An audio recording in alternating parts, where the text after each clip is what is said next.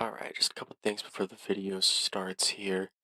I just want to preface that this video was recorded before Elemental Rumble came out. It was recorded 3-4 days before it came out. During that time, I was a helper, and I am no longer a helper, so I just want to kind of clear some air on that. Um, the main reason that I've been telling people is that I'm just no longer playing the game, and while that is true, that is not kind of the entire reason behind why I stopped playing. The main reason is just that I'm not too happy with kind of the game state of where the game is at, and I'm hoping to see improvement. I've loved playing this game for, I've played for like 5 years on and off. I've put 1,700 hours in. Um, I really have loved playing this game. Um, yeah, I'm just kind of not too happy with the directions that it's turned and where it's kind of at now. And that's not directed towards the devs. I want to clarify. That's more towards the leadership at Chromatic and kind of everything that they're doing, kind of how that's working. Um, Another thing is, since this was recorded before Elemental Rumble's release, there are things that have probably changed. I know drop rates have changed. They've been increased. I do mention drop rates in the video, so just know that those numbers are all completely accurate. And also, in the video, I mentioned I was talking like hard Elemental Rumble is the super crazy challenge, and it doesn't seem to actually be that way. It doesn't seem to be as hard as I thought it was, so that's a skill issue for me. Um, One other thing is this is not like meant to be bashing the devs for 3.5 hours. Harambe and I both know how hard the devs work on this game, and we both know kind of like the problems stem from the leadership at Chromatic Games. The devs just are not given enough time to really do anything, unfortunately. But kind of on the note, I do really want to thank Harambe for taking the time out of his day in November to record this with me. This was kind of a spontaneous thing we decided to do, so, and I'm really glad that we actually got to do it. So big thank you to Harambe, and another big thank you to Harambe because he has given me a code for the monkey backpack to give out to someone. Um, Hear more on that at the end of the video, but again, massive thank yous to Harambe for helping me put this together. Last thing is, this is as unedited as I could get it. So this is like 3.5 hours raw footage. Um, I was on the fence of editing some stuff out, but I decided to just leave it in, just let it roll. So pretty much nothing in this was edited out. I think in total I only edited it out like 3 to 5 minutes. So this is just the entire raw conversation that Harambe and I had. So I hope you guys enjoy it. It is a long video, but hopefully it's kind of like a podcast style thing. You can just kind of turn it on and just leave it and just let it play out while you're doing whatever you may be doing when you're seeing this. So again, big thank you to Harambe and enjoy the video. Okay, cool. That should be good.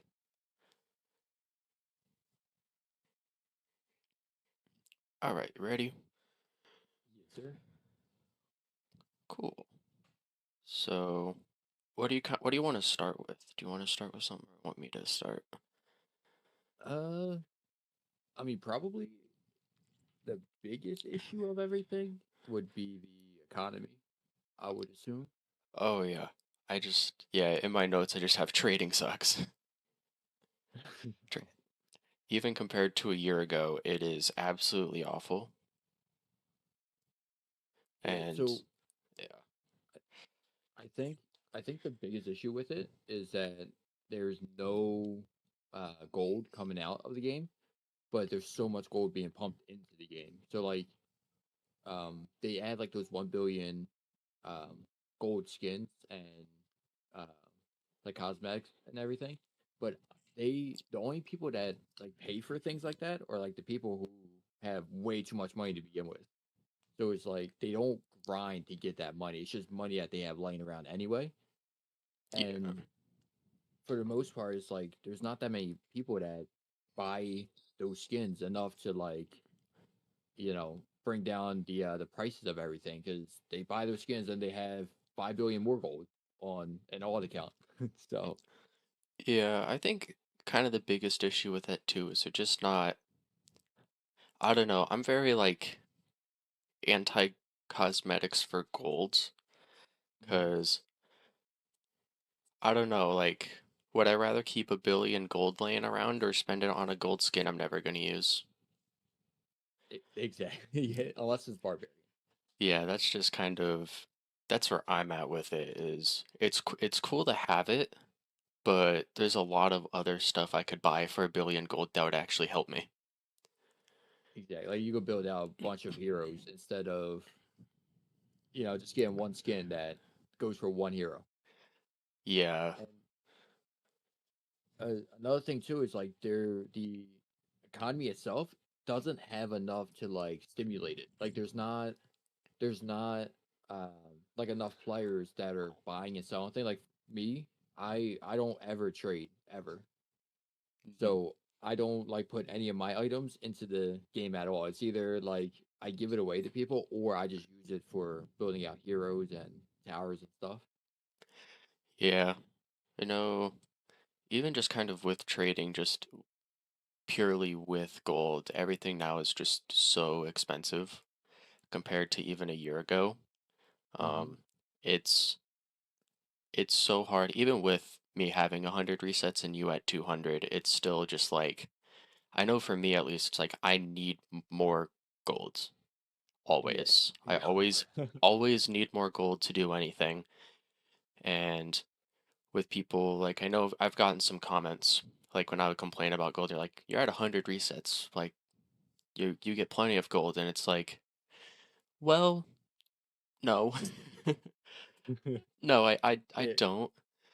Like with if I want to buy one mod that costs 35 million golds, I might be getting 700,000 a map, but that's still 8 hours of playing the game to buy one mod, and I have to buy that mod 4 times, and I have to buy other mods and stuff, and it's so bad.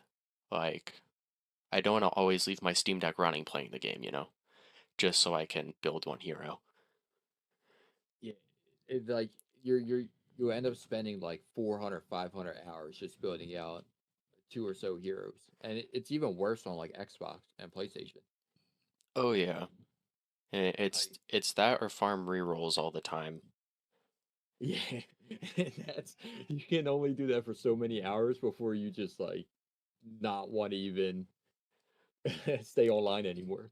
Yeah, Because it's there's like really no way to like sit there and spam that for 15, 16 hours a day without like your brain just wanting to explode.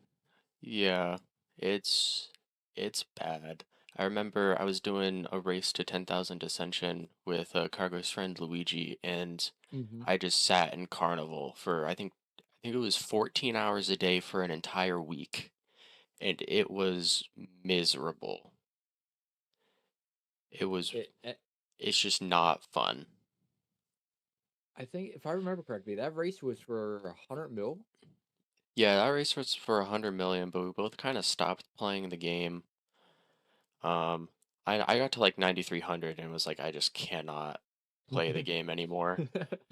It's like I've gone up at reset 75, I've gone up like 5,000 ascension in the span of a week and a half. I can't keep doing this even though I have the time to.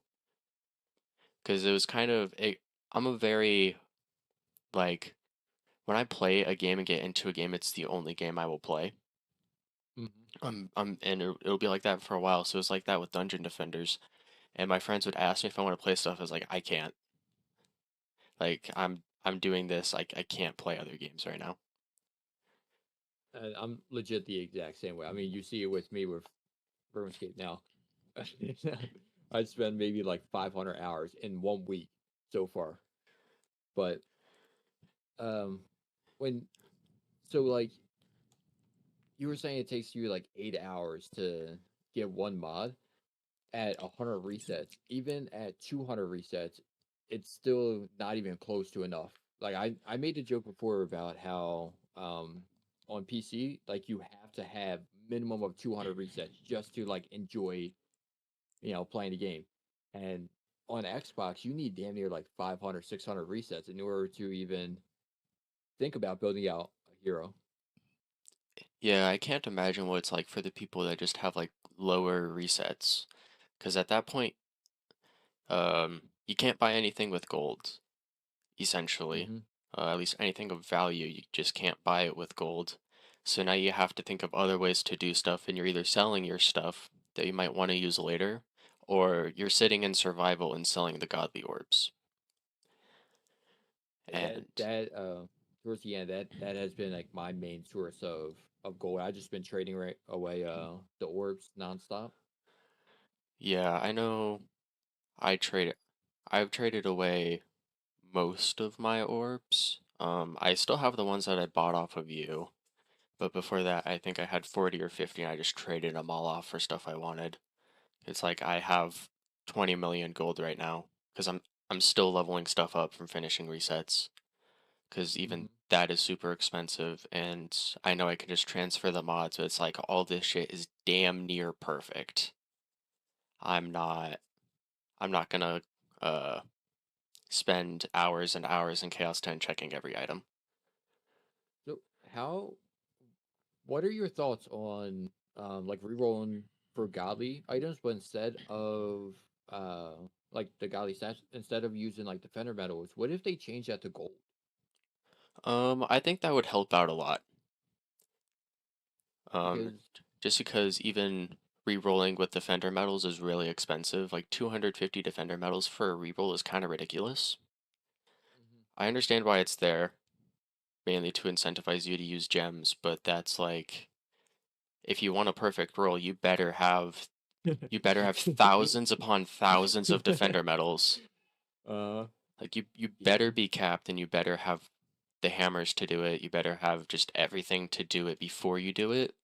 Because if you only have 5 godly orbs, or you don't have enough defender medals, and you get a roll that you don't want, or a roll that's worse, well, congratulations, you now deal less damage.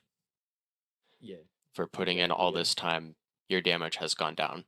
And that's just something that you don't want to feel, and I'm sure that the devs are like, that wasn't like we don't want our players to feel like that. Because that's Especially for newer players. yeah, definitely. Um, I think kind of with the gold issue too, the reset issue kind of stems into that. Like, resets are way too easy. The hard part is finding the time to do them. And for most people, that might not be too hard. Like you can watch a show and do them. Um, some people just don't have the time to do them, and I mean, you can't really blame them for that. Life ahead of a video game, but it's like resets are so easy, and I think the allowance of alt accounts has kind of just sent that into a spiral and then sent the economy into a spiral too. Um, because, well, Have, now you spend 20, instead of spending like 50 hours to farm up the materials for doing, you spend 20 to make one relic on an alt, and there you go, infinite resets forever. and now that just carries your main. Yeah, and I did that from 75 to 100, and Mhm. while it was easier, I kind of wish that I didn't, because after that it was like, well, now if I really want to play the game, I have to be playing it on my laptop or computer and then also have it running on my Steam Deck just for the materials to be able to do stuff and do it faster. And I think that's So kind of an issue too.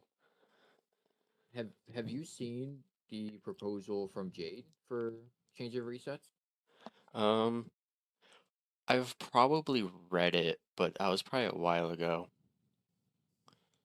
Uh, I can after this I could probably find message. Actually, let me see if I could search it real quick.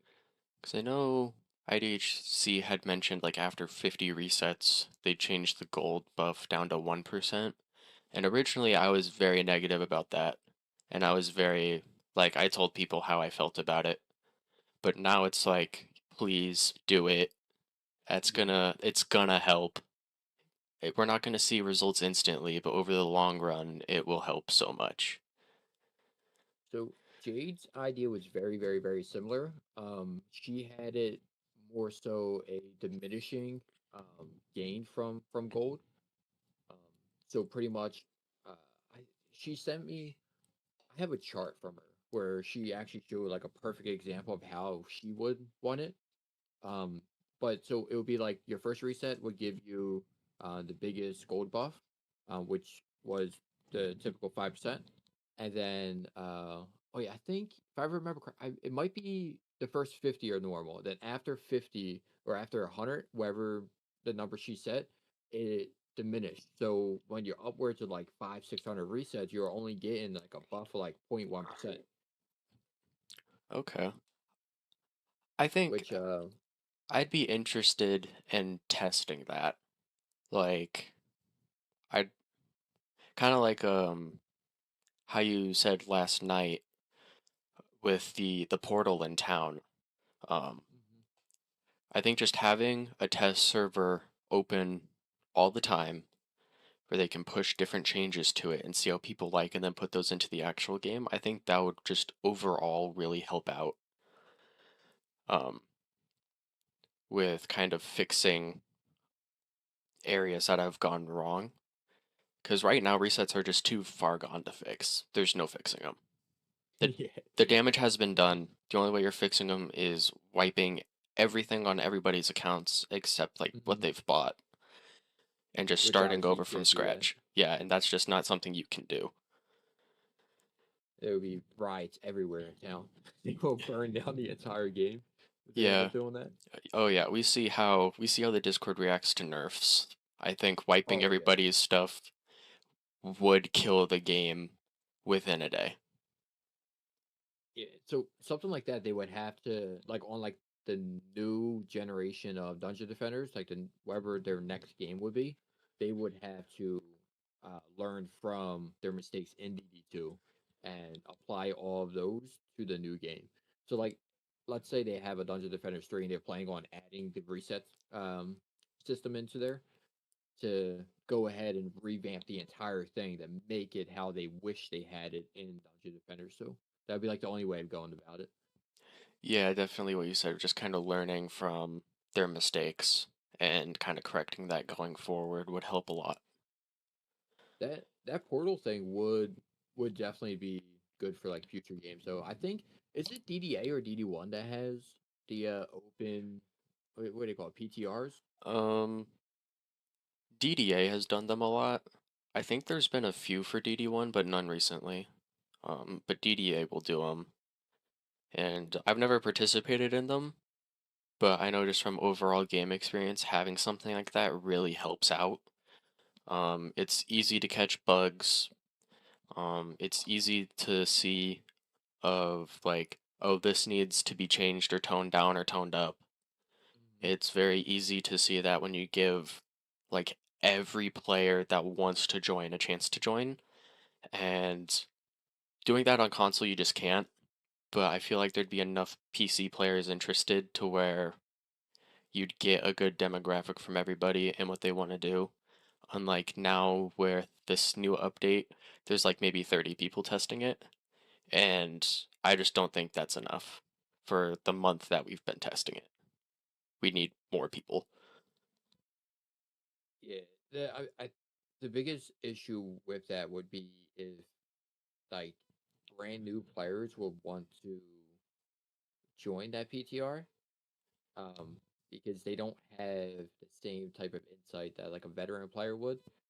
So like, um, if you have five people testing it with the big brain of like Artie or Jade or Intasa, Rexo, like those guys, Mhm. and then you have another 95 people who have a brain like mine that just does not exist. So if you have that, it might skew a lot of things. Like we see that with like the Dragon's Nest and the Nimbus range nerf, like things like that. How like the entire community exploded over how bad they were, but in reality they weren't that bad at all. It fixed a lot of issues with them. Yeah. But like I feel like it would cause some issues like that. So as long as the development team like puts their own insights and don't just completely listen to all the uh the the people who are participating in the PTRs, I think it could be a good thing. Yeah, and even like with the new game mode, you have your easy, normal, and hard difficulty. No one that's testing it has played easy because there's no point to, Oh shit. because Okay. it is very, very easy for all of us. We just one shot everything in it. I think the mobs are like level 14,000. They are not hard. Okay. So there's just zero reason for us to do that, but maybe with a newer player or a player that just doesn't have all the stuff that we have, Mhm. easy might be really good for them. And so they can test it out and be like, hey, this might be a little bit too hard for people with gear and around the level as me. Or hey, this is a little too Gotcha. easy. Um, because I know I was doing it and the mobs take 50% less magical and physical damage, and I was using nether archers and obliterating everything on hard. I was like, so what are we gonna do about this? Like, there's already a 50% damage nerf. You just don't feel it because of your gear. It's like, well, that's a problem.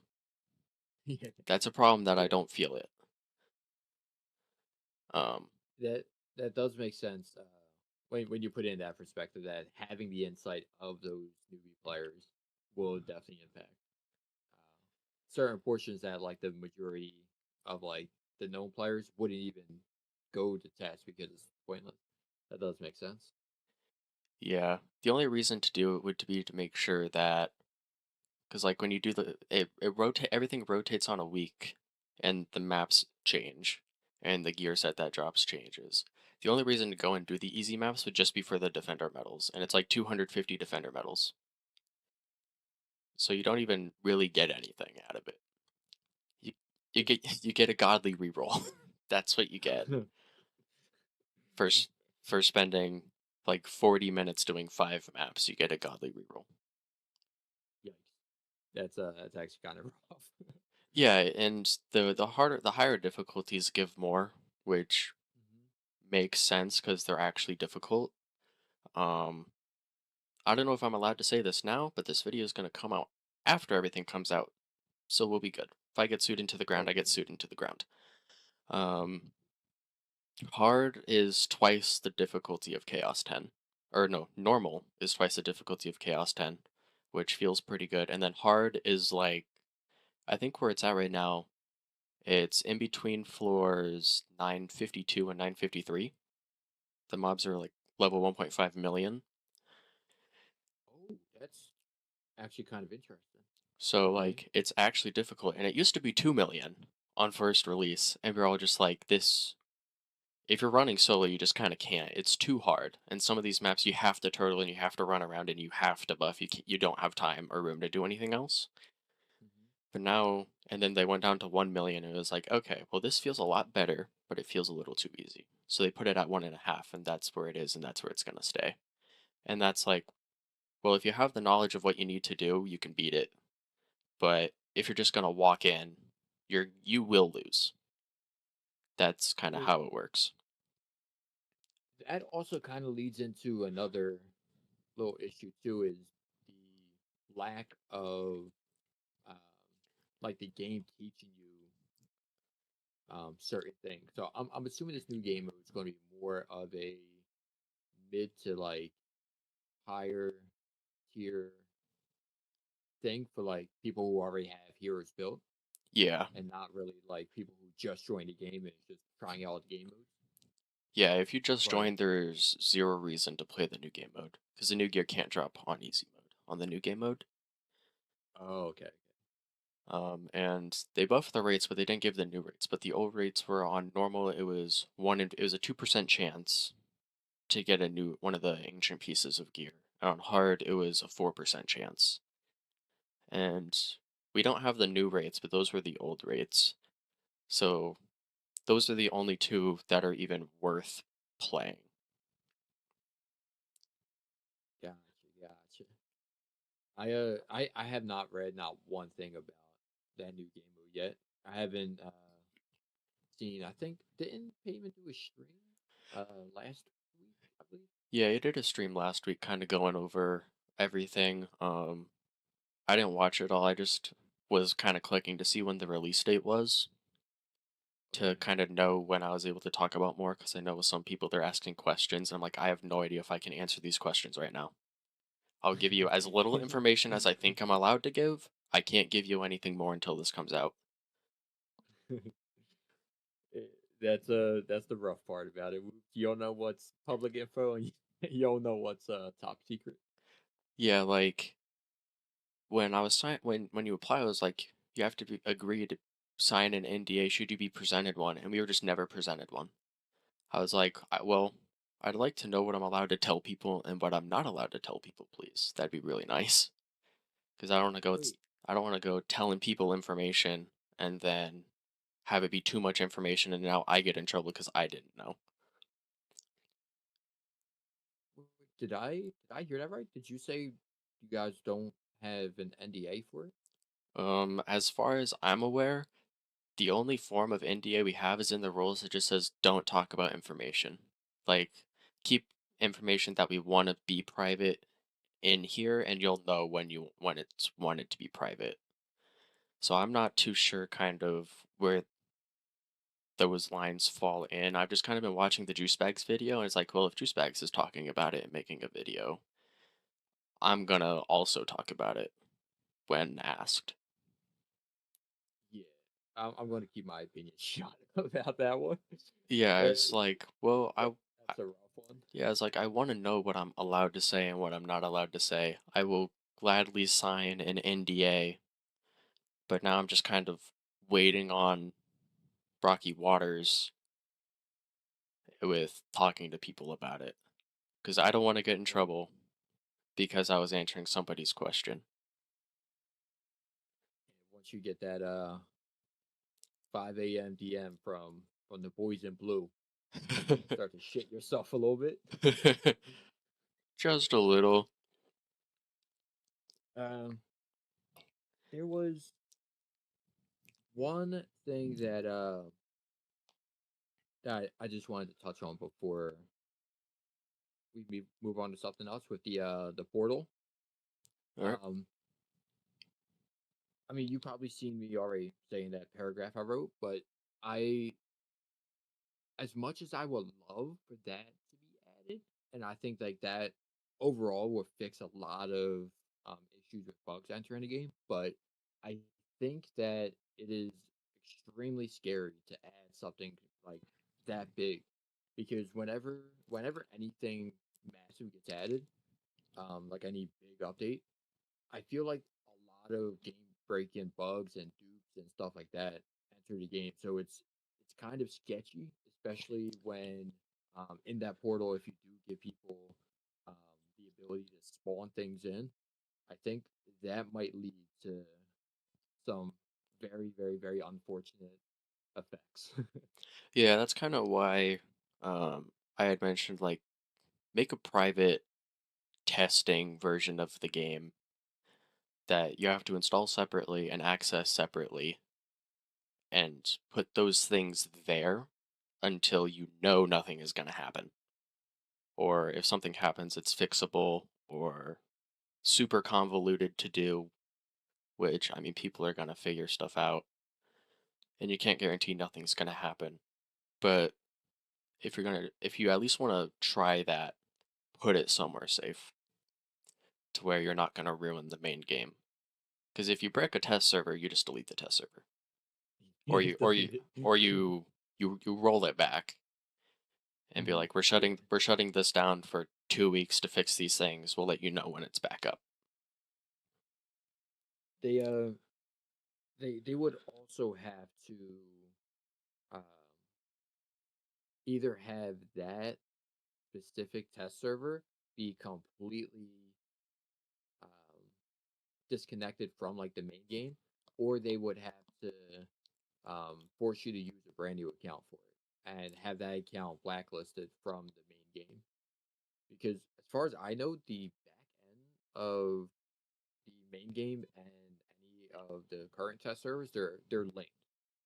Um, but you receive a blacklist from the main game just so things like that don't happen. Hmm. So if they do, if they were to do something like that publicly, they would probably have to force the people who are involved with like the test server to uh to use like a brand new account. That account will have to be blacklisted. Yeah, that's how it was with our test with when we joined the current testing servers was make a new account. It's going to be banned from the live server, so nothing happens. Thank God. And Jesus you are Christ. it will take your save data and put it onto this new account, but don't try and join with your main account. You won't be able to, and don't try and get uh the test account to be able to join the main account, the main servers. Mhm. Well, are you guys? I'm not sure if you're able to answer this, but on the side note, are you guys actually? Are you able to play with like someone else on that test server? Yep. Yeah. Okay, so like you could like join each other. Yep. Yeah. Um, Okay, it's just like the normal game, but we're just kind of all in our own secluded USC server. gotcha. Okay, that makes sense. So it at least it's you're able to test it with like four people lobby versus Mhm. just solo. Yeah, I know. I don't think a whole lot of people have done it in multiplayer. At least, they did hard. I know there's some groups of 4 players, did like hard modes together, just because the Hmm. maps were kind of weird. Like Unholy Catacombs on hard is really weird with how you have to build it, um, for it to kind of work and kind of go well. So some people would get into fours and kind of play it like a survival almost, where you'd have 2 or 3 people buffing and then one person running around and trying to catch any leaks. Gotcha. So it's gonna be like the play style of survival, but it would just be like onslaught. So it'd be like onslaught V2 with the play style of survival. Yeah, you could definitely play it that way. That the way I've been playing is just kind of a normal, kind of like a quote unquote normal style. Mhm. Because the enemies have elemental weaknesses, you just kind of try and play towards those. Um, and CC them to the best of your ability.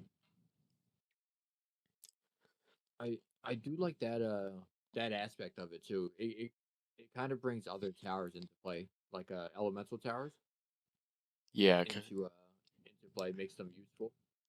yeah, because any magic and physical damage just does only 50% damage, which, I mean, I think that's okay, but I think it should be lowered, down to 25%. Um, kind of makes it a little weird with hero DPS, but it's supposed to be an elementally based game mode, so if you can just smack down explosive traps and win, game mode's kind of it's kind of failed in what it was designed to do and how you were meant to play it. Speaking of that, survival when survival was first released, uh, I was saying like survival is not gonna last if they don't keep the leaderboards up because I feel like if you don't keep the competitiveness of survival um out there, then I just think it's just gonna die off. Which I mean, I haven't played in a few months, but if I were to assume, I would think that not many people are actually doing survival anymore. I haven't seen a whole lot of people. Granted, I don't play survival. I hate survival. I played it. I played it to Guild Thick Vines. As soon as that happened, I never went back. I just don't find it very fun. But I don't know. There's not a past the like cosmetics that you get. There's really no reward to doing it, and I think that's just that's an overarching theme I'm probably gonna have is just there's no reason to do anything after a certain point. But I mean, you can't, in my opinion, I don't think you can really hold that against the game itself because it is a very grindy game that is just repetitive. So there is no like full story behind going in and doing expeditions and onslaught and survival and stuff like that. So eventually you're going to complete the game with expeditions and everything else is going to be kind of pointless. It's more for like a weird kind of flex. yeah, definitely. Um, that's just kind of where I'm at this point. Is I don't play the game. Like I played on the test server. I'll probably play the new update for a little bit. But if that doesn't really encapsulate me, I'm just gonna be completely done. Um, How how would you so as far as campaign goes, how I'm assuming you would think that you would want to like revamp campaign for like teaching new players how to pretty much play the game. mhm. What what would you do to change campaign? Um, I don't think it's so much the campaign that needs to be changed when it comes to teaching new players, because the over like the first three maps are kind of your tutorial and they kind of teach you the basics Mhm. of combat, but then that's it. That's what you get. And for every other mechanic, you get one pop-up that nobody reads that you can select to have never show up again. And and that's the problem is when you give someone a pop-up with itty bitty text and it's a paragraph and you let them never see it again, they're going to click never see again, exit. I assume that wasn't important. So there needs to be something kind of in the campaign that makes you interact and understand what's going on with all these other game mechanics. Because I think that the teaching of placing towers is good, but in the grand scheme of things, placing towers is gonna be like the minority of what you're doing in the game. Everything else is going to be uh, sitting around doing nothing or playing reroll simulator for 15 minutes. So one of the things that I suggested maybe 2 3 years ago um, was to bring back the in-game slash command that give people like the resources in order to um, like learn a little bit more, like all the spreadsheets and everything. Um, because back then there used to be a uh, get what it's called. Um, I know there's like the community stuff. I yes. played very briefly during that time. So with the communities, there used to be like the slash commands to switch between community chat and all of that. But in like that little section, you're able to see commands like exclamation point help. And when you use that command now, it does nothing. I don't know what it did back then, but right now it does nothing. And one of the things that I thought would be really helpful is to um, fix that and have the exclamation point help command actually do something like link to the Discord server or just like put out helpful like spreadsheet links of like different builds and stuff like that, just to kind of get people more into the community side of things. Yeah, I think that would help because right now it kind of feels like either way, everyone's either learning the game from joining the Discord and asking questions or watching YouTube videos. It doesn't feel like a whole lot of people are learning the game by playing the game. Thank God for And juice bags. and that's kind of too where I'd like the devs to kind of look back on how they're teaching the game because when your players aren't learning the game by playing the game, it kind of says like, well, let's relook at the tutorial and kind of what we're doing and teaching.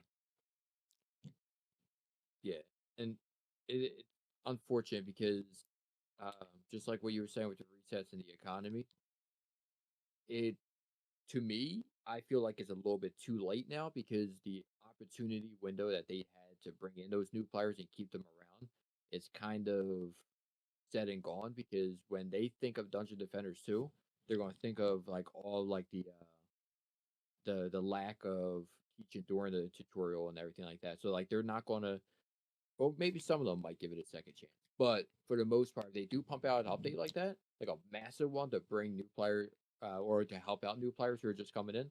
The players that did give it a chance originally probably would not give it a chance after that because they're probably not looking at to see if there's an update to teach them the game. Yeah, definitely. And I think part of the problem kind of shifting out of campaign is the expeditions. Because, see, Chaos like 1 through 7, maybe 8 is very handholdy. Um, if you read the little description about the Chaos mobs, you know exactly what to do, and it's not going to be super challenging. Chaos 2 and Chaos 5 are kind of hard, just because assassins and cyborgs are a pain. But once you get to Chaos 9, all of a sudden your crowd control doesn't work. So it's like a Right. bunch of people are like, "What do I do now?" It's like it's a pure damage check. C8 Mhm. is where you need to start focusing on that stuff, but the game doesn't tell you, so people don't know because everything until then has been holding your hand and guiding you through. All of a sudden, it's let go and run away, and you can't run fast enough to catch back up to it. So you're just kind It- of like, okay, well, I guess I'll go to YouTube now, or I guess I'll go to Discord, or I know people that was like, I've just quit the game because I can't do anything. that too could be the result of C8, 9, and 10 all being newer tier. What's where I'm looking for expeditions. Um, so when like they released those updates, they kind of released it um more so without thinking that new players are going to get up to C7 super easily and then go into C8 and they're like, ah, they'll be fine. Because obviously at the time, most of the players were C7 anyway. So Yeah, and C7 was max difficulty for like 4 or 5 years. yeah, So I definitely think that was just kind of a minor oversight. Like, well, the majority of our players are going to be able to handle C8 day one. And they just kind of didn't look at the potential for new players coming in. And kind of like, well, what it's can all, we do to adjust the previous Chaos tiers to let the newer players adjust better to Chaos 8 and any other Chaos levels that are going to come? And they're just mhm. like, here's Chaos 8. It's a lot harder than Chaos 7. Uh, have fun, go. Good luck, have fun. Yeah, like, It, you can't use auras anymore. Spiders are going to slow your stuff. They're going to reduce its damage, reduce its range, figure it out.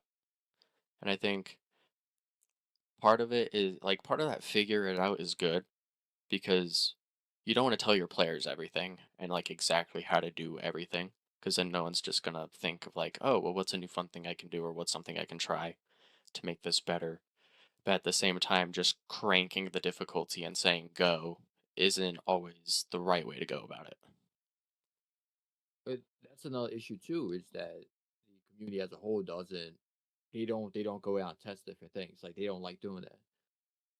They would rather go on YouTube or Twitch or wherever they're getting their content from, and find other people who have already done the testing and kind of like take their build and put it to use. But we see time and time again that even the people who do that, a lot of times they start saying things like, "Oh, the build's not working," but they just don't have like that.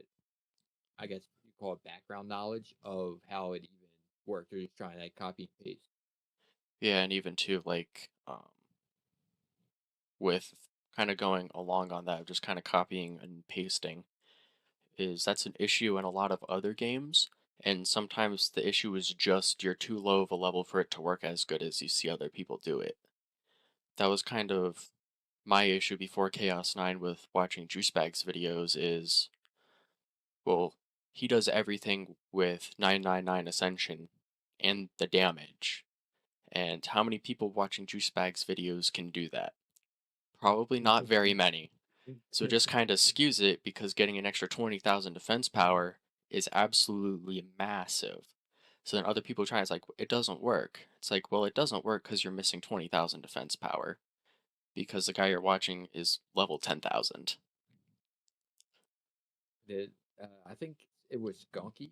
Skunky did actually a really good video. I think it was Skunky. With the Elder Dragon. And he used the Elder Dragon as Oh yeah, campaign full to campaign. complete C10. Yeah. That was without Motherly too that he did it, right? Yeah, that was without Motherly. And then you had um, THC Psycho. Alex is no longer around the community because of his work, but he did a series on Twitch in which he did Onslaught with campaign gear. Like he used all of like his 10 out of 10 mods, but everything was campaign. He kept Yeah. everything campaign. I remember watching those streams, and those streams were really interesting. It was like, It was brutal. it was, But, yeah, I think I started watching him when he was around floor 400, and everything just mhm. looked like an end game setup. It's like, okay, so this is how end game kind of feels. Okay, Uh-huh. I'm never gonna play this. Like, I'm never gonna do that. Yeah, it's kind of funny watching people pop into a stream and they're like, "Why don't you just upgrade your gear?" he's, Yeah. he's like, "No." Yeah, so I don't know, I think adjusting expeditions to kind of help players like hold their hands in chaos is like 1, 2, and 3 and just slowly start letting go more. Like or adjust chaos 8 or something. Like there's got to be some way that new players can learn the game by playing the game and not feel like the game kind of has abandoned them in the introductory chaos levels. Luckily, Dungeon Defenders as a whole has a really good community that does kind of go out of their way to help out new players. And another thing I noticed too was whenever um like groups of people quit the game, like the people who are normally responsible for teaching people, when they quit the game, there's always like another wave of people that they taught that kind of come up and they start doing the teaching. And I over like the last 4 years, I've noticed so many different like groups of people like that, and it's actually kind of cool to see. Yeah, that was definitely my experience with it. Um it's kind of weird because I joined the Discord I think it was 3-ish years ago when I was just Hmm. coming back off of not playing the game for 2 years. And so then learning from everybody, and then I stopped playing the game and left again, and then it was just over a year ago by like 2 weeks. I had rejoined the Discord, and I knew so much more that I was able to actually answer people's questions and have them understand kind of what they're missing or how something works. Um, and it's definitely nice now to kind of see other people doing the same thing. Because like, okay, well, I trust this person. I know they know what they're talking about. I can just kind of leave it be. Um, and that's definitely very nice. The perfect example is like Nemesis, Phi Show. Oh, yep. Trying to think of other people off the top of my head, but those are like the two main people that I see like kind of hold it down while you and Sab are out doing what you do. Mhm. Yeah, definitely. It's nice. Every now and then I'll check in, but as soon as I see like one of those names or a Lich, the Xbox player, I was like, I Lich, know, I know they're giving these people good information. And I every love now and Noble. then, like we do check in, like we're like you got this a little bit wrong. Here's a better way to describe it. But it's definitely nice to kind of see them as like I know that they're giving good information. Have by chance have you seen uh well first of all have you been in game lately like Um, playing? Not plan. I checked my main account for some pets because Scout was looking for some pets, but that was just sitting in Tavern, going through my account. I haven't played the game in probably 4 or 5 months. Oh, damn, really? Yeah, that's kind of where the struggle of like leaving the Discord and kind of stepping down as a helper has been is like I just haven't played the game. I have no wish to play the game right now. It's like should I really be here still kind of thing, just chilling in the Discord and stuff. So, I mean, I was gonna ask you how it looks in game with like player count, like how active it is in game. Like I noticed the Discord kind of died out a lot. Yeah, every now and then I'll look at the player numbers and they're definitely down. Um, they're down by an average of like 50 to 60 a day on Uh, Steam. Which is sad to see, but at the same time it's still the most played Dungeon Defenders game. Since like all the hype from the DD1 update that added a new difficulty, since that has died down, and not as much as kind of happening over on that side of things. DD2 is still the most played game by like 20 to 30-ish average players a day. I don't really pay attention to like the Steam statistics or anything of like games played because I had a conversation with I think it was Payman a little bit ago. He was telling me that I think it was Payman, but whoever it was, they were telling me that those numbers aren't really accurate and as to like what is really being shown. But I've always kind of wondered if most of those numbers were just alt accounts, just people playing with their alts, so Oh it yeah. seemed a lot higher. Yeah, I didn't think about that. That's probably raising the numbers definitely. Um, yeah, I think the last time I was in town it was a full town. If it wasn't full, it was very close to full. But most of the time, if I hop on, it's straight to tavern and into private games. Just kind of with the whole situation of people going AFK in games, I just don't bother to play public anymore. Um, that brings out a really good point too. Why? Why the hell do people join games just to fucking AFK? Yeah, I don't understand it. Like, I'll play public games if I have my alt with me, because then I can kick the people. But if I can't, it's Hmm. so much safer to play private games. And So, it, especially as someone who doesn't need help with the content, I'd rather just play a private game and have it go smoothly, have it be done quick with mhm. no errors other than like maybe a game freeze or a game crash. I just don't want to have to, I just don't need to rely on other people to help me clear the content. So if they found a way to make uh like games get have like a host, I know they said something about that multiple times. I feel like the reasoning as to why they can't do that, but if they were to find a way to do that, would you be all for that? Yes, please. Please add it. Every time I play a public game, it's that I'm like not hosting. It's always been a good experience. Everyone has always been really nice. Um, they'll ask they ask questions and I'm actually able to answer the questions. Um, but hosting a game, I just don't want to take the risk of somebody going AFK because I've been in games where people have gone AFK Hmm. and now we're waiting 40 seconds every wave to start the wave. And that just feels bad. The AFK isn't bad as long as like they're auto G'ing with it. Like Yeah, yeah, it's legal. at least auto G and after every wave at least like check in Hmm. like or if you're doing something like by your computer or whatever, at least be paying attention every now and then because it's always possible that a Zerker gets through or a Kobold gets through.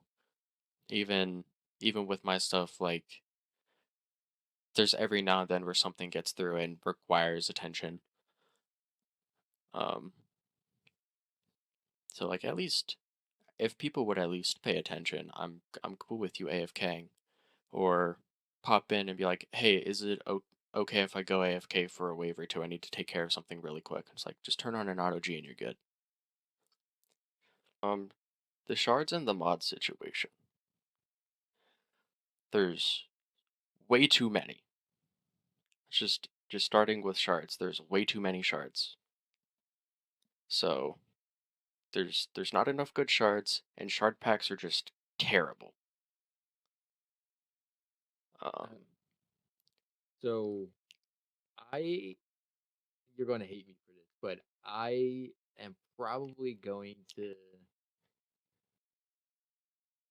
take the opposition on that because um now the shard pack uh things, I think yeah, they are absolutely terrible. I no more should ever buy shard packs. That's how everyone is a scam. It's not even worth buying. I think even But just like getting I them and opening them after games just sucks. Like oh because are there's so many shards, like what are the odds that you're gonna get the one shard that you want out of this chaos tier from opening a shard pack? you're talking about the ones you get after every match. Yeah, yeah. I should have Oh, clarified, but yeah, the ones you get after matches are they just feel bad to open unless you have thousands of them or just like hundreds of them. Like after Shardfall, I opened shards, and then I haven't opened a single shard since, and now I have several hundred shard packs again, just because there's zero reason to open them, even with having nearly infinite storage for them. It just feels so bad to open them. Like I'll go through 200 and not get a shard that I want. so I do think certain chaos tiers there's way too many bad shards, but I think there needs to be a lot of bad shards because if everyone's getting like all the good shards all the time, then they won't the longevity of them grinding is not going to be there because then they're just going to I guess quote unquote um, complete the game within a few hundred hours if they get all like the good shards and now they're OP. Yeah, I don't know. I just think that some of the I kind of hope that Chromatic kind of has the analytics on what shards are used and which ones aren't. But like if they do, there's gonna be shards that no one uses that no one is using. And if you use them, like some of them, it's just a slot while you're progressing. Um, it's kind of the same way with mods too. But unless you're doing something incredibly niche that no one knows about, there's just a lot of shards that no one in this game uses. And I don't think we need to remove those, but I think that we there should be an effort to kind of revamp them Revamp. or like make them better. Um, you don't have to make them great. You don't have to make them the new holy grail of shards, but make them usable. Like make it so that someone looks at it and instead of saying that shard is terrible, I'm not going to use it, be like, "Oh, I that might be something interesting that I can kind of work around and like play with." So I as someone who does do many very weird builds, I am all for that. Revamping things to make them relative. Like, but the biggest unfortunate reality is that if it's not the best in slot, the prices of them are just like 100K. Like nobody cares for it if it's not best in slot. But like so like for example, I think the mod name is Fire Blossom for the harpies. Oh yeah. It like it turns it um attunes it to fire, and I don't remember off the top of my head if it's 25% more damage, but it does something like I think that is a pretty relevant way of introducing like a mod like that, but still no one cares to use it. You know, and the harpies are strong. They're a really good single defense tower, but I just feel like people just won't use mods on or even shards unless like they're best in slot, unless they're just filling in spots. Yeah, that's kind of the thing too, is that there's just like a definitive best. And that's kind of an issue. It's hard to avoid in an ARPG-esque game. Mhm. Because I know like I played a lot of Diablo 3, and that's an isometric ARPG. and eventually, yeah, everything has a best in slot. Very rarely are there two different versions of the build you're doing for the exact same thing and having them be even. So I think that's just in general that's kind of a hard thing to kind of work around. But to kind of with all of our guides and all the sheets that everyone has made, people just look at those and they don't look at anything else. There's no reason to look at anything else. It's probably not going to be better at least. Another thing too is like things mods like Drainar are like completely nuking Drainar in an update. I think I'm completely against that. I feel like Drainar was one of those mods that were super fun to use, and not there really wasn't many people. Like I think it should have got nerfed. I don't think it should have got tanked the way it did.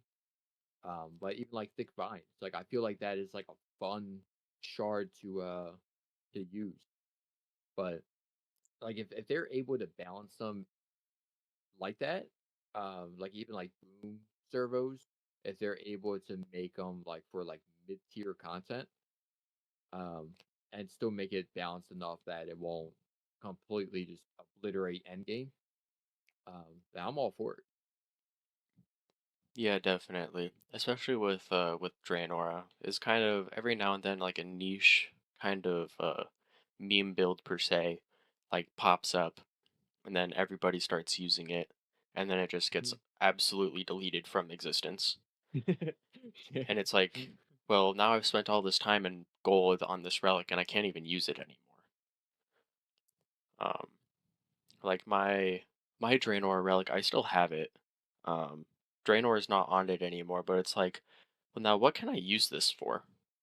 Like, I can put diverse crit damage on it and use it as a range boost or a relic, but I don't really need to do that. So this relic is just gonna sit here forever. And it we yeah. we had a pretty healthy um like period in Dungeon Defenders back in 2020, 2021, where they had like the debates with diverse versus anti, and I think that the way that they kind of balance those two sections, like they nerf diverse a little bit, to make it pretty much even with anti. Like if they just take that exact same kind of mindset, they could make Draenor to be like a usable, um, mod without actually nuking it. Now, Thick Vines, on the other hand, I think Thick Vines is just that is it's on its own level. That's like ridiculous. That shard Well, I mean, it's still bugged, so there's no target cap on it. for Thick Vines. Yeah, so you can hit as many mobs as you want. It still doesn't have a target cap. As soon as they input a target cap, that shard becomes a lot worse. That is true. That is true.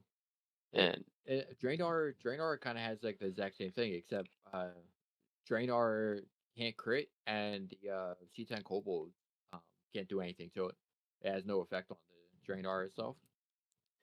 yeah, so there's definitely some weird interactions that was propelling both of them, but only one of them got the axe. The other one got nerfed a little bit, and it's still good because of a bug. Because of a bug. Right? Yeah,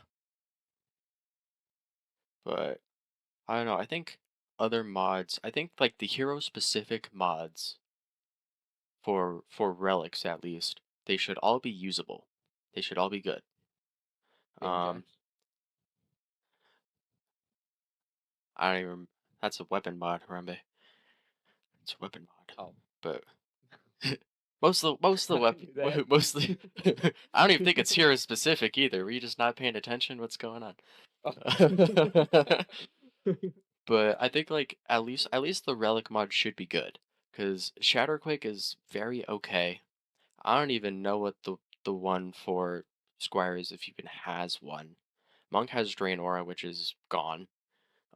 Hunters has proactive traps, which could be Oh, really good if instead uh-huh. it was based on how many detonations were used and like how much health the trap was at, which when upgrading, it just completely resets it. If instead it was based on Hmm. total detonations, you might have to I you might have to drop down how much defense power it gives per detonation, but making it so it's off of total detonation, not how many detonations the trap has left, would make it so much better and usable. I 100% agree because I think that me and Artie had this conversation before too.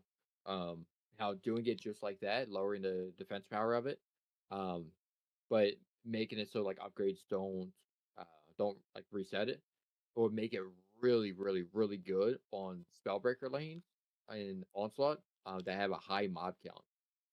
So like Dreadbone's Horde, that lane will get annihilated by those explosive traps because they just get better and better with every little goblin that walks on them. Yeah, and it's kind of too like going back to Diablo 3, there's a gem you can put in your gear that makes it so when you hit a mob, it takes a percentage more damage.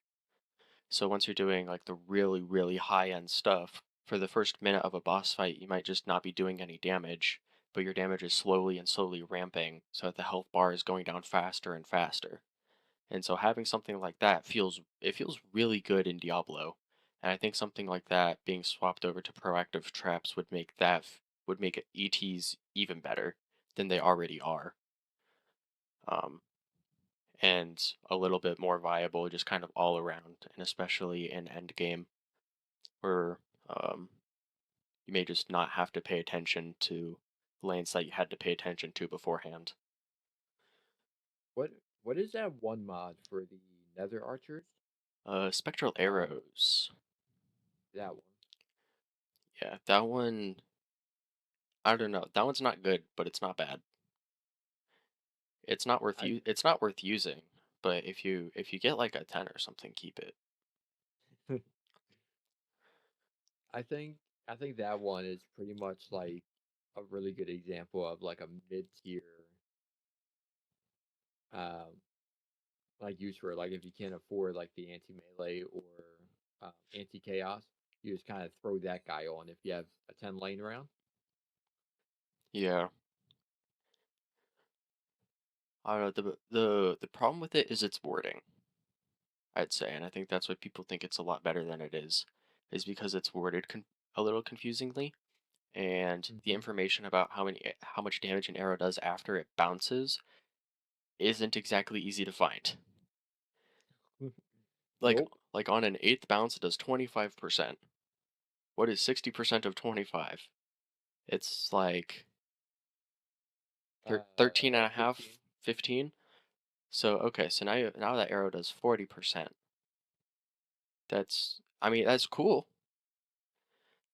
but it has to bounce 8 times for you to even get that. You even get that And how many exactly, yeah. times how consistently are you gonna have it bounce 8 times? You rather Just just one hit on the first bounce. yeah, you might as well just use anti-chaos because it's gonna be 50% more damage. So it's not gonna be quite as much more damage, but it'd be a lot more consistent. Hmm. So that's kind Yeah, of you have to balance good between consistent. And right now, anti-chaos is just more consistent. I definitely do agree with you when you said that like those specific ones for um towers and heroes. I'm not sure. Did you say they should be best in spot, or did you say they just need to be useful? I don't think they necessarily need to be best in slot, but you shouldn't look at it and be like, that is bad. Like That is terrible. it should be an option.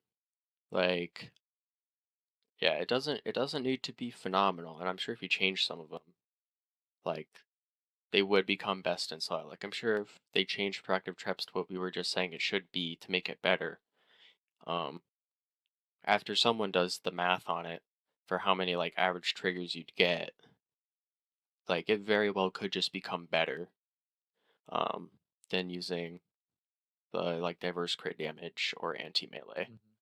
or whatever other mod you use. I remember I have the relic bill and I don't even know. Um, but like whatever else.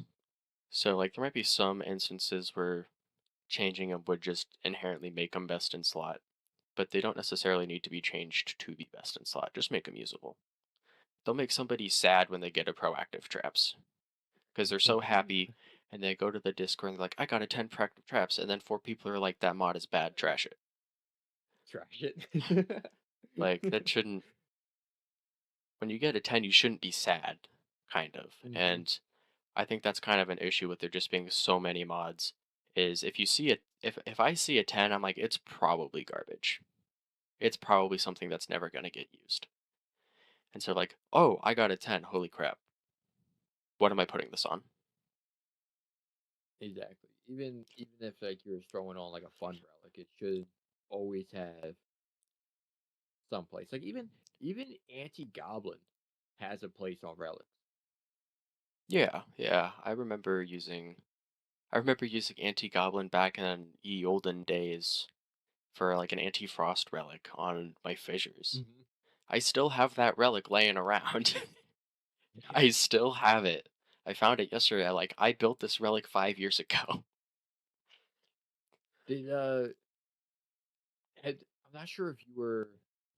I can't remember how long ago it was that I seen this. I'm not sure if you were actively playing at the time, but the did you see the whole Blazing Phoenix phase? Um, that was the blaze balloon shard, right? Uh huh. When after the stat squish, that shard got 10 times better.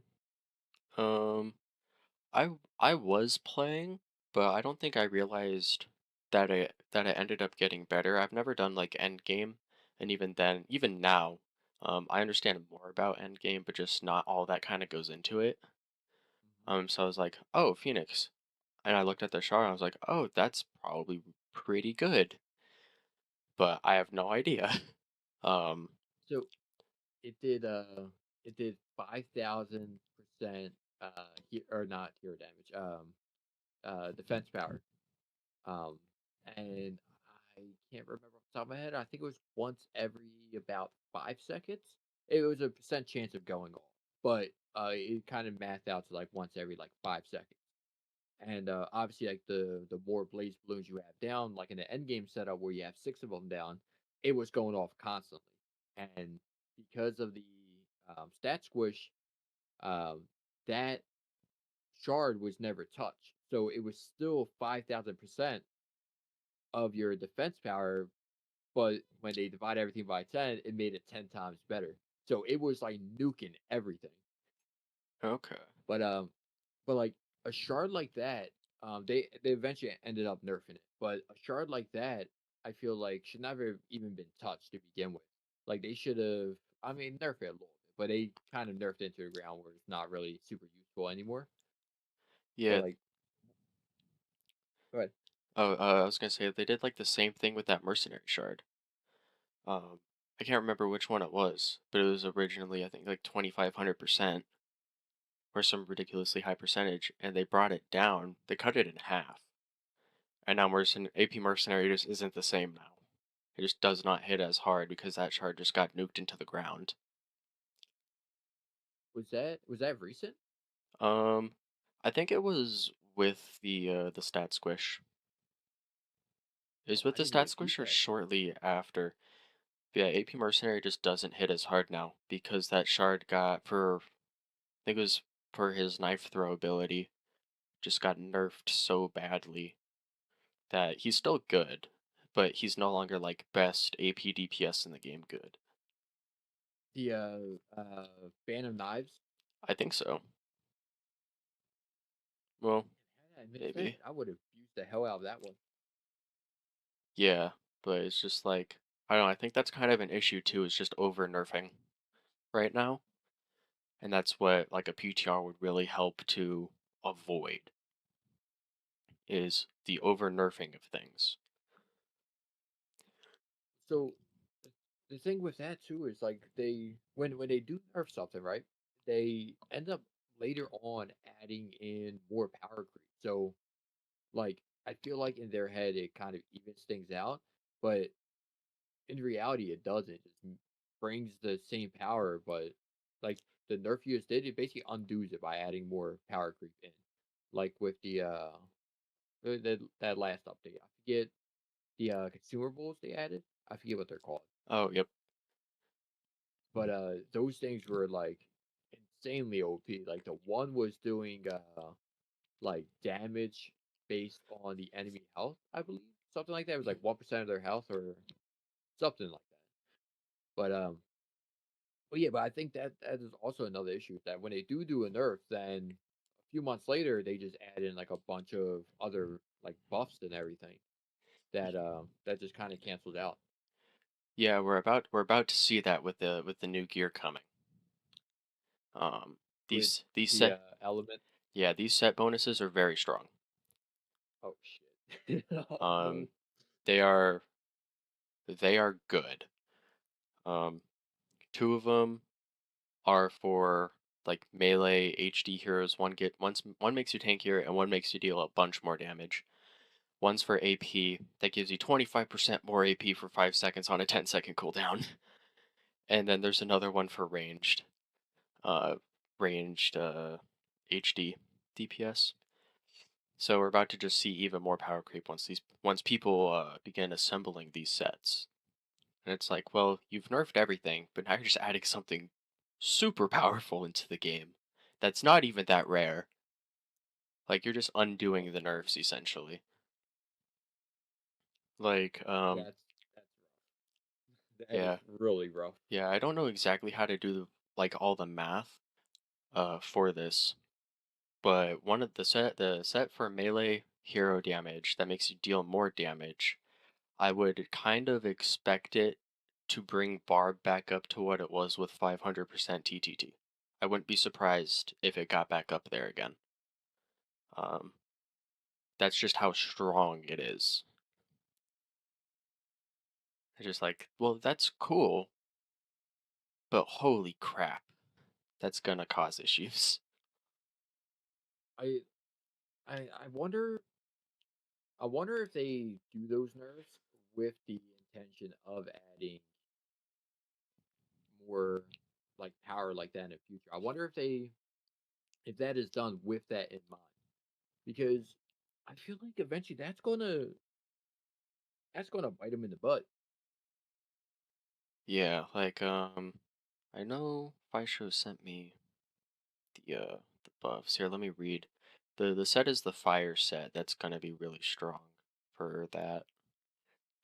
If I can find it. So the two-piece set bonus gives you 10,000 hero damage, which isn't a whole lot, but it's definitely more damage. And the four-piece is damaging an enemy enrages you, increasing your hero damage by 25%, and move speed for 25% during a duration of 5 seconds. You also create a heat wave around you, dealing 200% of your hero damage as AoE magic fire damage 3 times per second to nearby enemies. This effect can only happen once every 10 seconds. That's really Yikes. strong. Yeah, that and obviously that stacks. Well, that probably will stack with your weapon mods as well. I wouldn't doubt it. Um, I haven't had a chance to like get hands-on with any of these sets because I didn't realize something that was going on that they put in for the purpose of testing. Um, but then water two-piece gives you 10,000 ability power, and abilities activate tidal flow. While in tidal flow, gain 25% more ability power and 25 mana per second for 5 seconds. Can only happen once every 5 seconds. And that is a true 25% damage buff. Urset Well, gives, what was it? for the ability one, that one it's not too bad because the game naturally has a divided by 10 for ability power.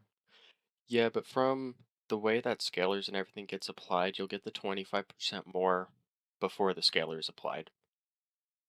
Oh, So like if you have 100,000 ability power and you get that, you'll have 125,000 before scalar.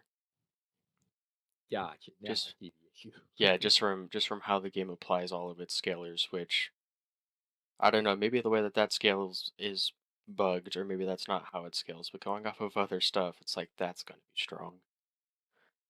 Um, the Earth set gives you 10,000 hero health and just default plus 50% tenacity. After you, What? yeah, after you take damage, you get 50% damage reduction, and enemies that attack you get rooted. That can only happen once every 10 seconds. And then Storm gives you 500 hero damage and ability power, and whenever your hero deals any kind of damage, Lightning Bolt strikes, dealing 500% of ability power and hero damage as magic damage to all enemies within range, stunning them for 3 seconds, and that has a 10-second cooldown. So these are all, like, you are going to want to use these. Like, that's just Yeah, how I'll put it. If you don't use them, you're just dealing less damage. yikes. Yeah, so, That, that's going to be unfortunate. yeah, it'll be interesting. Um, and I think part of the problem with adding in a set like this is that odds are the rates aren't going to be officially published, just kind of with how everything goes. Mhm. Rates generally are not published. So we don't know the rate. It's like, well, how often can you get it? It's like, I know you can't get it on easy, normal, and hard. I have no idea.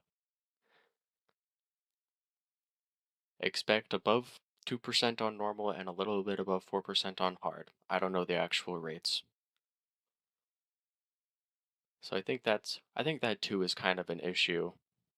Um, that's just been kind of growing. It's just the lack of information provided. It's that there's some things that we just don't know. Um, like when re-rolling and before you get a pity 10, like we don't know the chance of you getting a 10 after 6, 7 years of re-rolling being in the game. We still don't know. I I know back in the day, um, Ice used to kind of release some of those statistics, but obviously Ice is no longer with the company. But I know he used to. I wasn't around when he was here. I'm just going off what I've heard about him. But I think he also used to post um things like that on Twitter. But like he'll post like little fun things, like uh whenever, let's say, like C8 gets released, and he will post like the fail rate of C8 on day one and like things like that. So I think that um this I it's going to be tough because I know the dev team's always working hard, but it would be cool if they would do fun things like that and actually like put out like statistics like that, because we can only assume, like what you said with the 286 reroll, we can only assume it's a 1 in 286 chance of rerolling. Yeah, that's thing. And even like with DD1, for pretty much anything you want to know, you can find the rate for it. And that's kind of like the polarity between DD1 and DD2 is DD1 will give you the information. And DDRNG they have a channel that if you want to get a certain pet at the highest rarity, it will tell you the odds. You're like, you want this at this rarity? 1 in 4,000. And that's that. You now know the odd for it. But DD2, it's like we don't publicize that information. So you either have to wait for somebody to test it and come up with a rate that they think is correct, or you're not going to know the rate.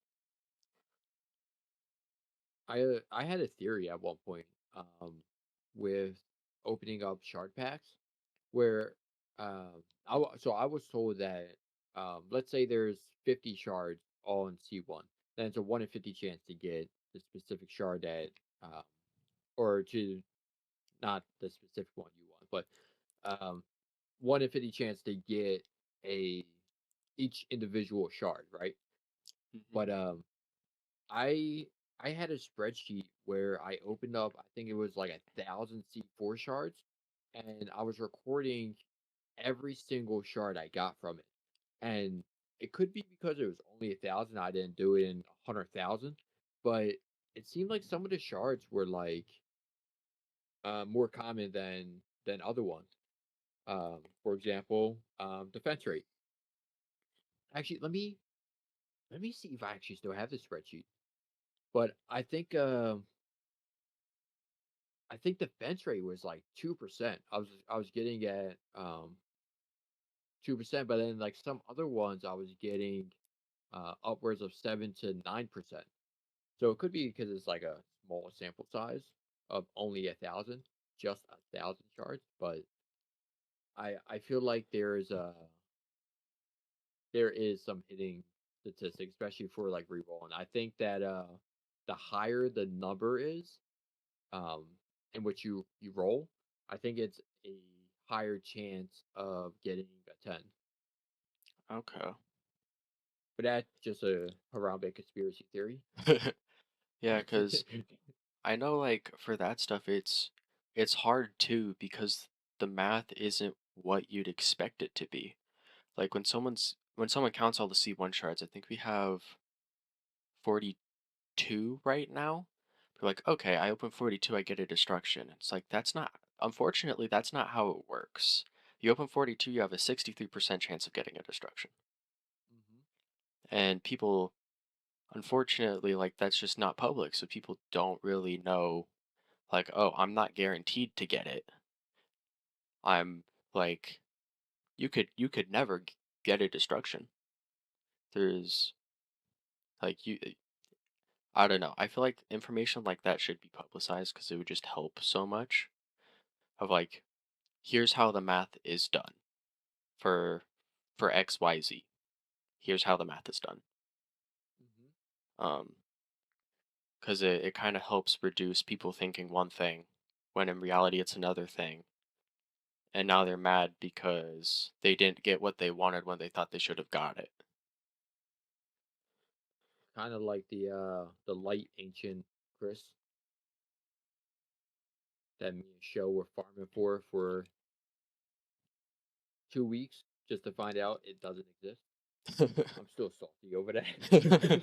I must have missed those streams. I don't remember that.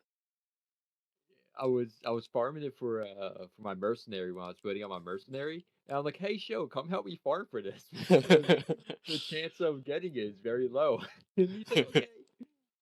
And like even while I was at work, and he was just on stream farming for this ancient Chris that does not exist. Oh, I remember watching one of Show's streams of him farming for it, and it was just like hours of him not getting it. Mhm. Like, how low is And this rate? the funniest part is that Jade even popped into the stream, and Jade was like, "No, it doesn't exist." And we're like, "No, no, it exists." Yeah, I don't know. I But definitely some of that information needs to be publicized, especially like incursion drop rates, like Wave Dancer, that pole arm. mhm, While it has a chance to drop, it has a much lower chance to drop than the other things. But you're not gonna know that unless you go digging or like exactly, ask yeah. enough people. Like you're just not gonna know.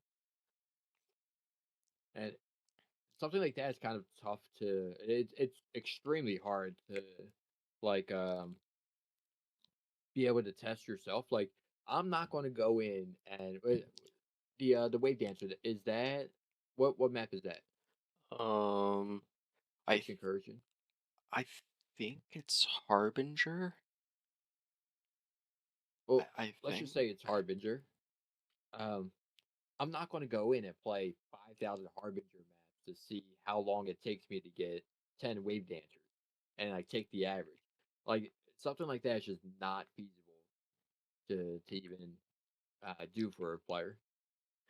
Yeah, definitely. And this is kind of like another polarity between or another like disparity between DD1 and DD2 is in DD2 we're not given the information and people aren't going to play a map 5,000 times. But in DD1 we're given the information and we're given how many drops they did to get these stats. And most of the time they test like 100,000 drops. I don't know what they're doing to test it, and I don't know if it's possible to do the same thing for DD2.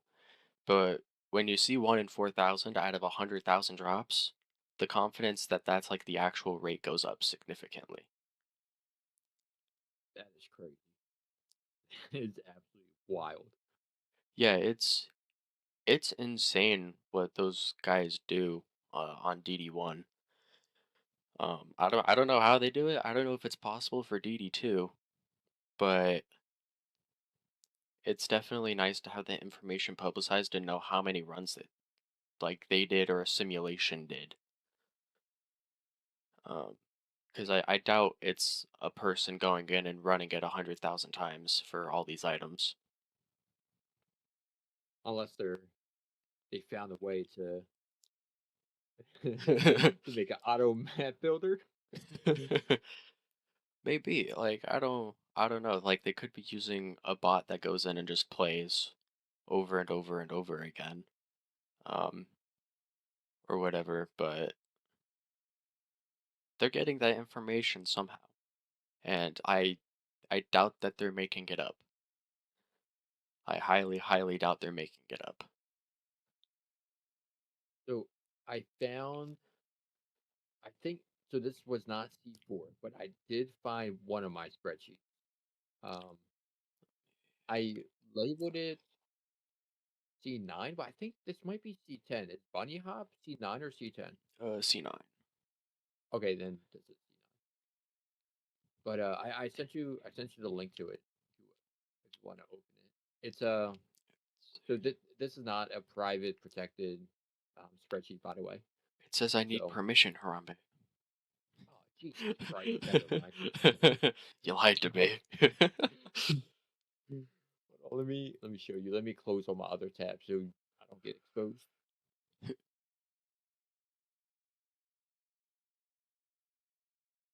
Okay. Yeah, I don't know. That's kind of the thing with odds, I guess. Especially unpublished odds Mhm. is stuff like that. Because I know, there's a report. I don't know if you saw it, but someone reported that the chest drop rate was really low, and they wanted it brought up, and they had done like 70 waves and not gotten a chest, and they're all got one chest.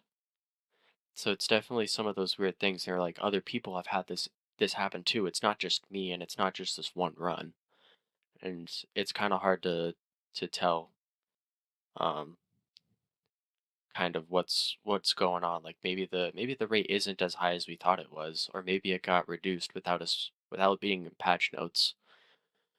Um, but it's definitely kind of one of those things where we just kind of have to trust the information that we know. Yeah, I did see that post. And funny thing is, I when me and Show was doing Crossroads, I believe it was, um, Wobogo joined us just to troll. He just joined a lobby just to leave right away, and he joined at the end of the checkpoint, and he instantly got a godly orb and a or a godly drop and a chest, and then left right away. Like he was in there for like 0.5 seconds, and me and Show were dry like the entire time. I think I remember that happening. I was so mad. Wanted to fucking fight him after that. But yeah, Yeah. I guess it could definitely just be unlucky versus lucky. Yeah, I ran through the math of going through 70 waves and not getting a chest, and it was like a 4.6% chance of you not getting a chest. So Yikes. there's always that chance that it happens. Um, so you never know. You might just spin the die and spin the wheel and land on a one over and over and over again. There's always a possibility of that happening. But I definitely think that not so much for the state of the game, but just for the state of the community, like publishing drop rates would go a long way. Yeah, at least like having it publicly available on the wiki would be awesome. Yeah, I think hard part about the wiki is that no one on Chromatic works on it. It's Yeah. it's all just volunteer support. Mhm. Um, I love you, Paolo. Um, so It's a full-time job with that man. yeah, it's crazy, and I've done one page, and it took me. I think it was like an hour and a half ish to do it, just to add a few things to a page. So I can't even imagine like going through and making an entire page like Paolo and Sab and Mia do. 'Cause that's just Hmm. it's just insane. It's so much work to then have, and you have to make sure that the formatting is right. You have to make sure that the information is correct. And if you're unsure that the information is correct, you either need to add a note or don't put it on. Yeah, And yeah, so that's kind of the hard part when it comes to like adding stuff to a wiki is you got to make sure you're right. yeah. I did the Abyss Lord page, and I mainly did that because I knew nothing about the Abyss Lord. And I kind of wanted to learn. Um, so I did a lot of digging into the Abyss Lord, and then I decided to create the wiki page, and then Intasa pretty much told me that, well, in a nice way, that I'm a moron and I fucked it up. So I'm like, oh well, god damn it. Yeah, I don't know. I just think publishing stats would be good. Publishing stats would be good. Um, do you have anything else kind of on that, or are we ready to pivot to something else? No, I mean, I think the entire community will agree that being more public with things like that would definitely benefit everyone. Yeah. All right. So now, kind of moving over um, to the heroes in the game. Um, it's nice that reworks are on the way, but as it kind of stands right now, there's just some heroes that are just better than others. And that leads to the some heroes just not being played or being recommended against when someone asks, what hero should I buy? I've seen a good amount of times someone will ask and someone else will be like, don't buy the Mystic. She's not good. Um, Uh, and I can't well, confirm or deny whether the Mystic is good or not, but that's just what they said. I don't play Mystic. I don't really enjoy her, and it's always like, well, after at least get EV2. At least get yeah, EV2. After that, get what looks fun. Have fun. Don't try and min max. You don't need to. You'll get there eventually. But right now, your goal is to have fun. that's kind of my stance on it. Is I tell people all the time, every hero is useful situationally, um, but those situations might not come up as often as other situations, which is why you see some heroes being put in the spotlight a lot more, like the barbarian, the mercenary. Um, I mean, at one point, the gun witch. I'm not even sure if the gun witch is even still really used anymore. The AP gun witch. Uh, She's from what I've seen, she's still used in endgame, but it's like just throw shards on her. You don't need anything else. If you quick have drop. That's it. Yeah, if you have the mods, that's cool. Um, it's not gonna make much of a difference. She just doesn't do the damage. Yeah, but overall, it is very, very, very difficult to balance everything with each other because of the different play styles of like more of a tank hero and high DPS hero like the barbarian versus more of a glass cannon like a gun witch or um, the huntress or um, which I'll always stand my ground on the huntress. I think the huntress is probably one of the best heroes in the game, but that's because I'm a psychopath, and the Huntress was one of my main heroes that I used in Endgame for um for the elder wyverns. Whenever we would get one of those lanes, I love using the Huntress for it. Did But you use but hero yeah, damage or ability power for it? hero damage. I've always wanted to build an ability power Huntress. But I was waiting on a possible rework this year. Um, but that did not happen yet.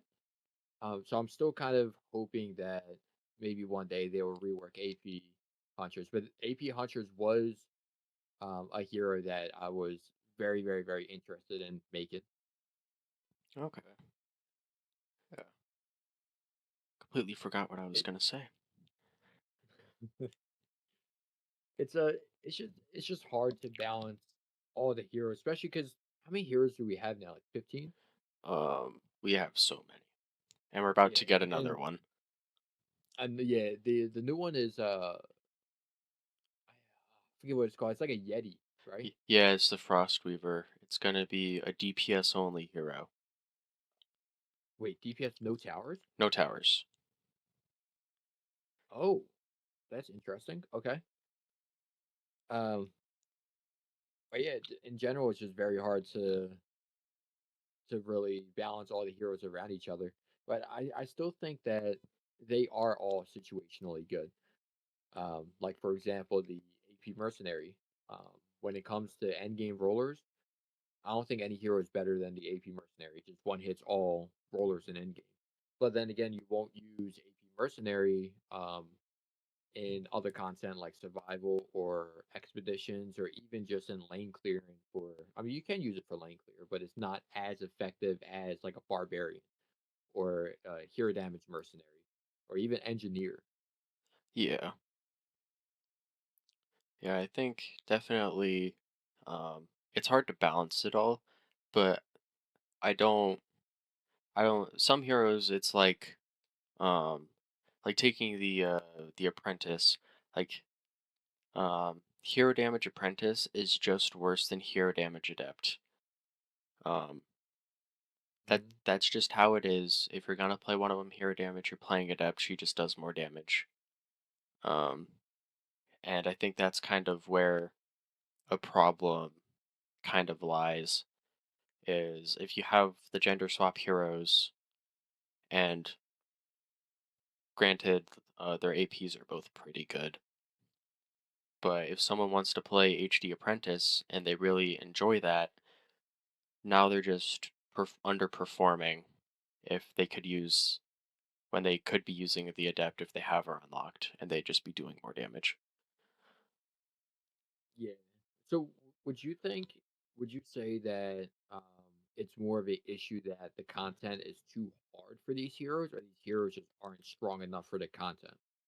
Um, I think part of it is that the heroes just aren't strong enough because if it's the other way around, then you kind of have to look at the heroes that are really excelling and really performing well, like Barbarian, Aquarion does really well, Mercenary does really well, and now you're nerfing everything again to kind of bring them back in line. And when I think that nerfs just feel bad, even if they're needed. Like if something's not bugged and you're nerfing it, it just kind of feels bad, and that's kind of where a lot of the anger came from with C's Part Two, um, when it was just a list of nerfs and almost nothing got buffed. Um, it just it just felt really bad. But with the heroes, the ones that are underperforming, they should buff up, like maybe increase their scaler a little bit, like their hero damage scaler. Maybe increase that a little bit. Don't go overboard, but maybe bring that up. Um, bring some shards up. Um, I know one of the issues kind of with buffing shards is that so many heroes use the same shards that if you end up buffing a shard, you buffed everything, which means you've not solved the problem. So kind of trying to find something or like maybe revamp a shard like we were talking about earlier. Revamp a shard and then give it to a hero that'll bring them up in power instead of just kind of letting them sit there and not do anything. So I'm kind of glad you mentioned uh, the shard part because that was going to be the next thing I asked you is because I personally don't believe that it is the scalers like buffing and scalers for heroes. I don't think that that is a problem um, because if you look at the original four heroes, they all have. Hang on, let me just double check. Uh, All their scalars are pretty good. yeah, Like they're so higher up. the monk is 0.35. The Huntress is zero point 0.5. These are hero damage scalers because AP is always stagnant at Yep. 0.1. The Squire is 0.35 and the Apprentice is zero point 0.5. So basically, uh, the melee heroes of the original four. Oh wait, no, think I broke my brain for a second. Hang on. Yes, the melee heroes for the original 4 are 0.35 scalar, and the range heroes are 0.5. And if you look at all the heroes that were released after that, they all started following that same kind of formula with the 0.5 scalar until you got to the more uh, recent heroes, like the let me go down. Oh no, I lied.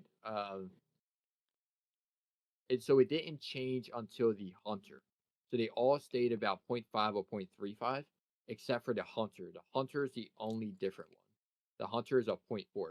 But anyway, I don't think it is the scalar that's the issue for it. I think it's more so the available shards, and like mods.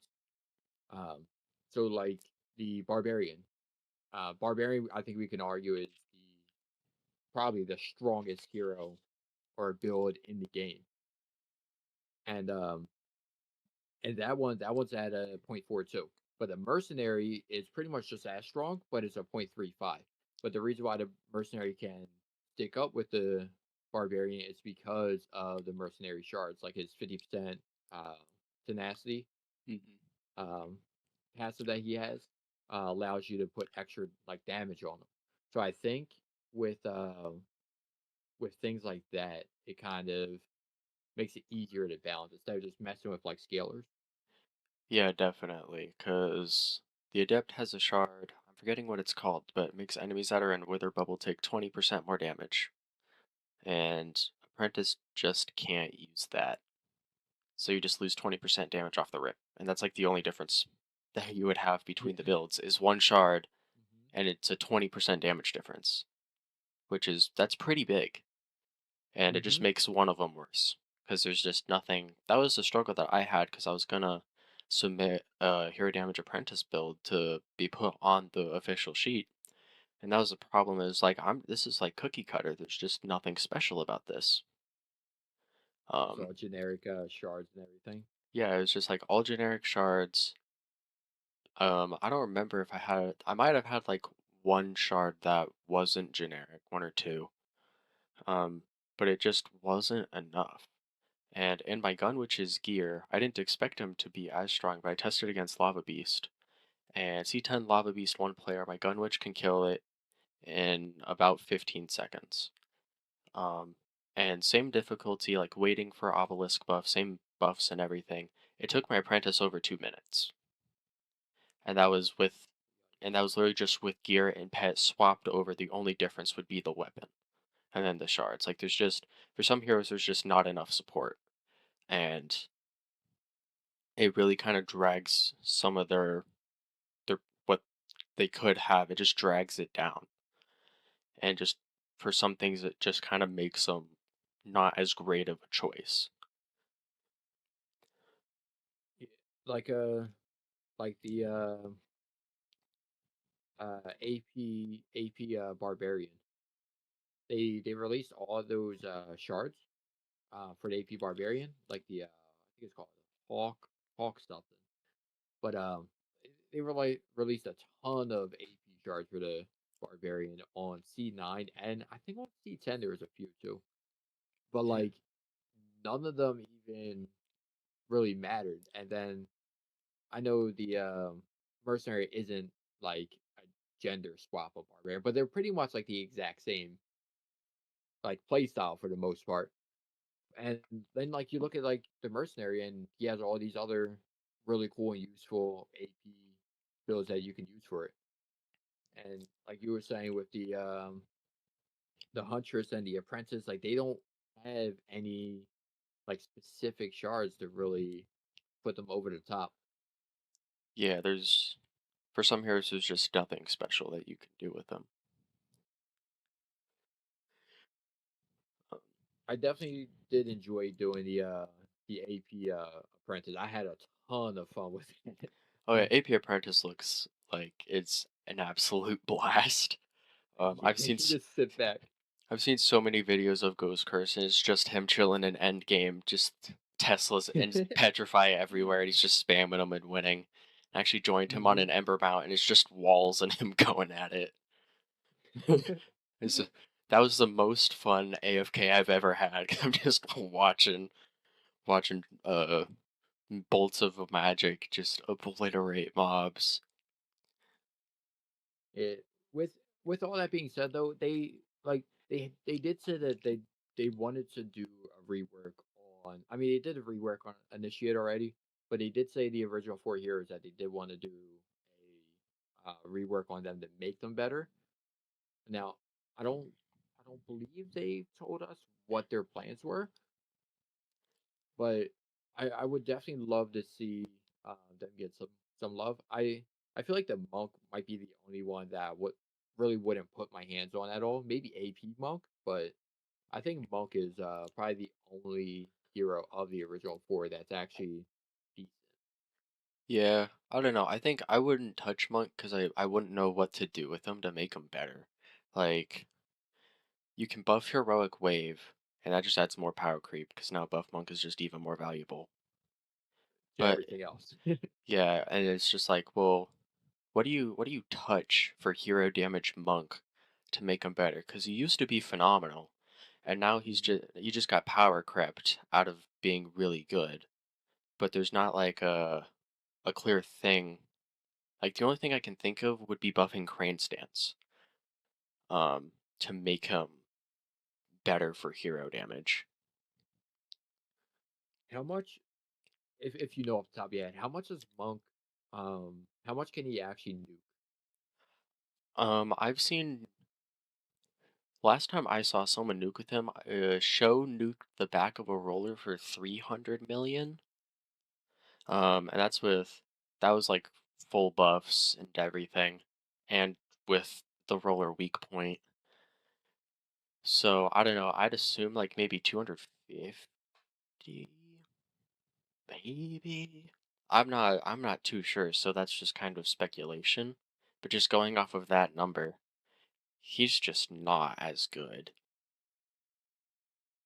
Yeah, that is kind of rough, especially for a hero that used to do 2 bill. Yeah, it was. Yeah, it's just.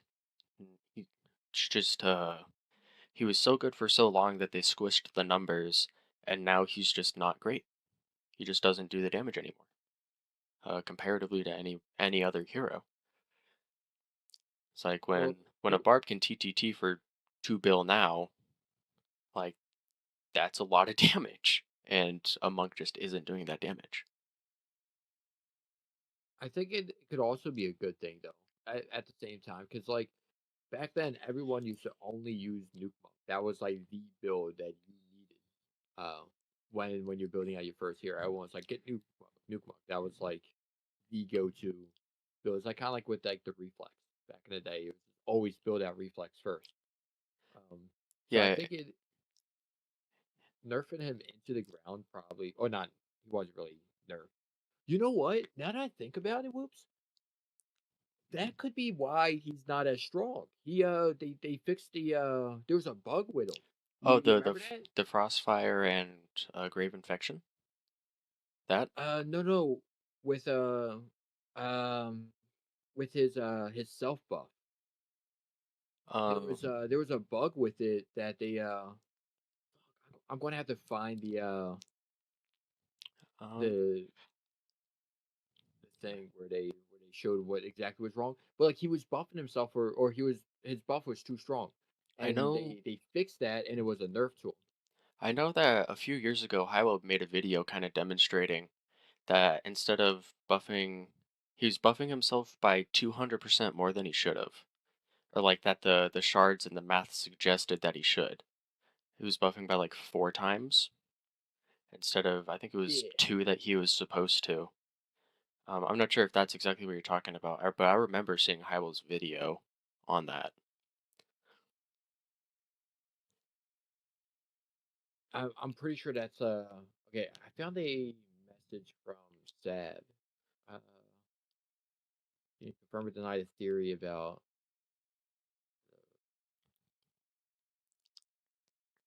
Okay, so this was back in August of 2023. I'll have to look back at the patch notes from back then, but I'm pretty sure that was it.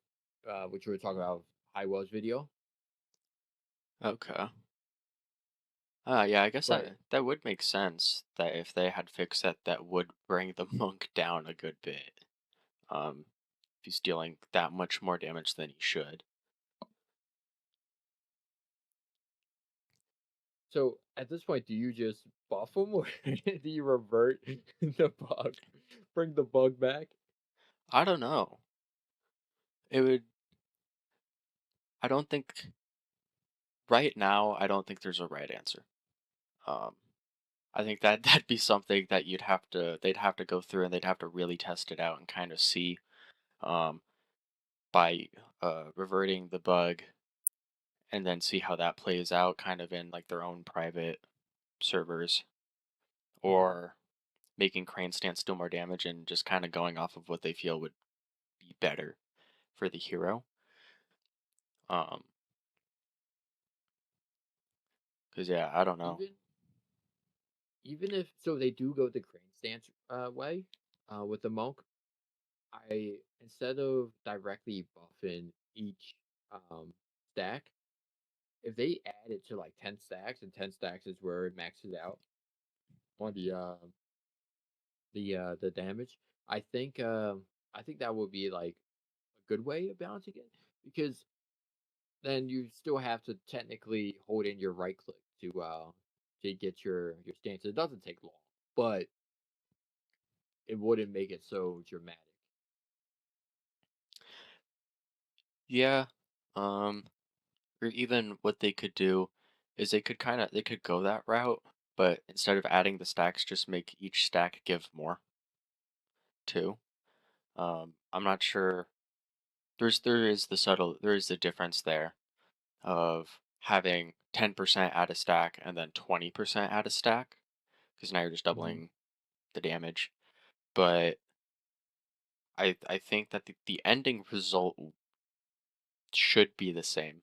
It's just kind of the steps to get there um, would be different, and then changing it so where it's like 20% a stack or whatever, doubling whatever it is now, um, is just overall better, just because each stack would be worth more, and it would take less time to build them up because you'd have still have five instead of the 10. Gotcha, gotcha.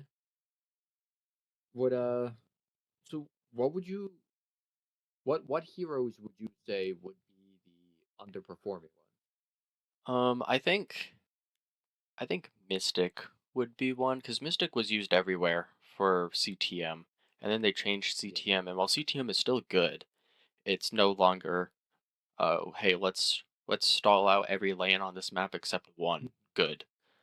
Unless you're running four Mystics, in which case you're probably not winning. Um, Yeah. so I think Mystic needs to be relooked at. Um, Squire needs to be looked at again. Nobody plays Squire. Hmm. Unless it's like Retribution Squire, and then they're instantly told to play Retribution Countess because she's just better. Um, Huntress, I'd kind of like see reworked, at least the hero damage side, because that's very single targety. Um, and I don't even know how you would play AP if you'd use her ability that drains all your mana to wipe a lane, or how you would do that. But that, and then I don't know. I feel like the other heroes are pretty okay. Um, like maybe for reworks, like maybe put well, I guess Adept kind of already got the rework with they already got the reworks with the change in the towers. So I don't know. Maybe just like those three um that instantly come to mind of like why would I run this? Why would I play this character? Unless I'm trying to do the really the really like niche builds. Um why would I play a squire? If I want the squire playstyle, I just play a countess and do more damage. So, do you think do you think that is because the let's say the squire and the countess were even, right?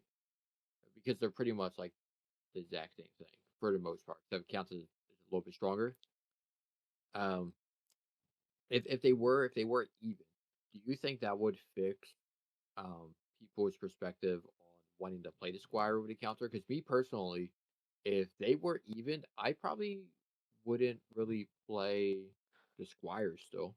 I would probably still play the countess because of her call to arms ability, and she's just a better looking hero Yeah, overall. I think I'd kind of be in the same boat. I would still play the Countess.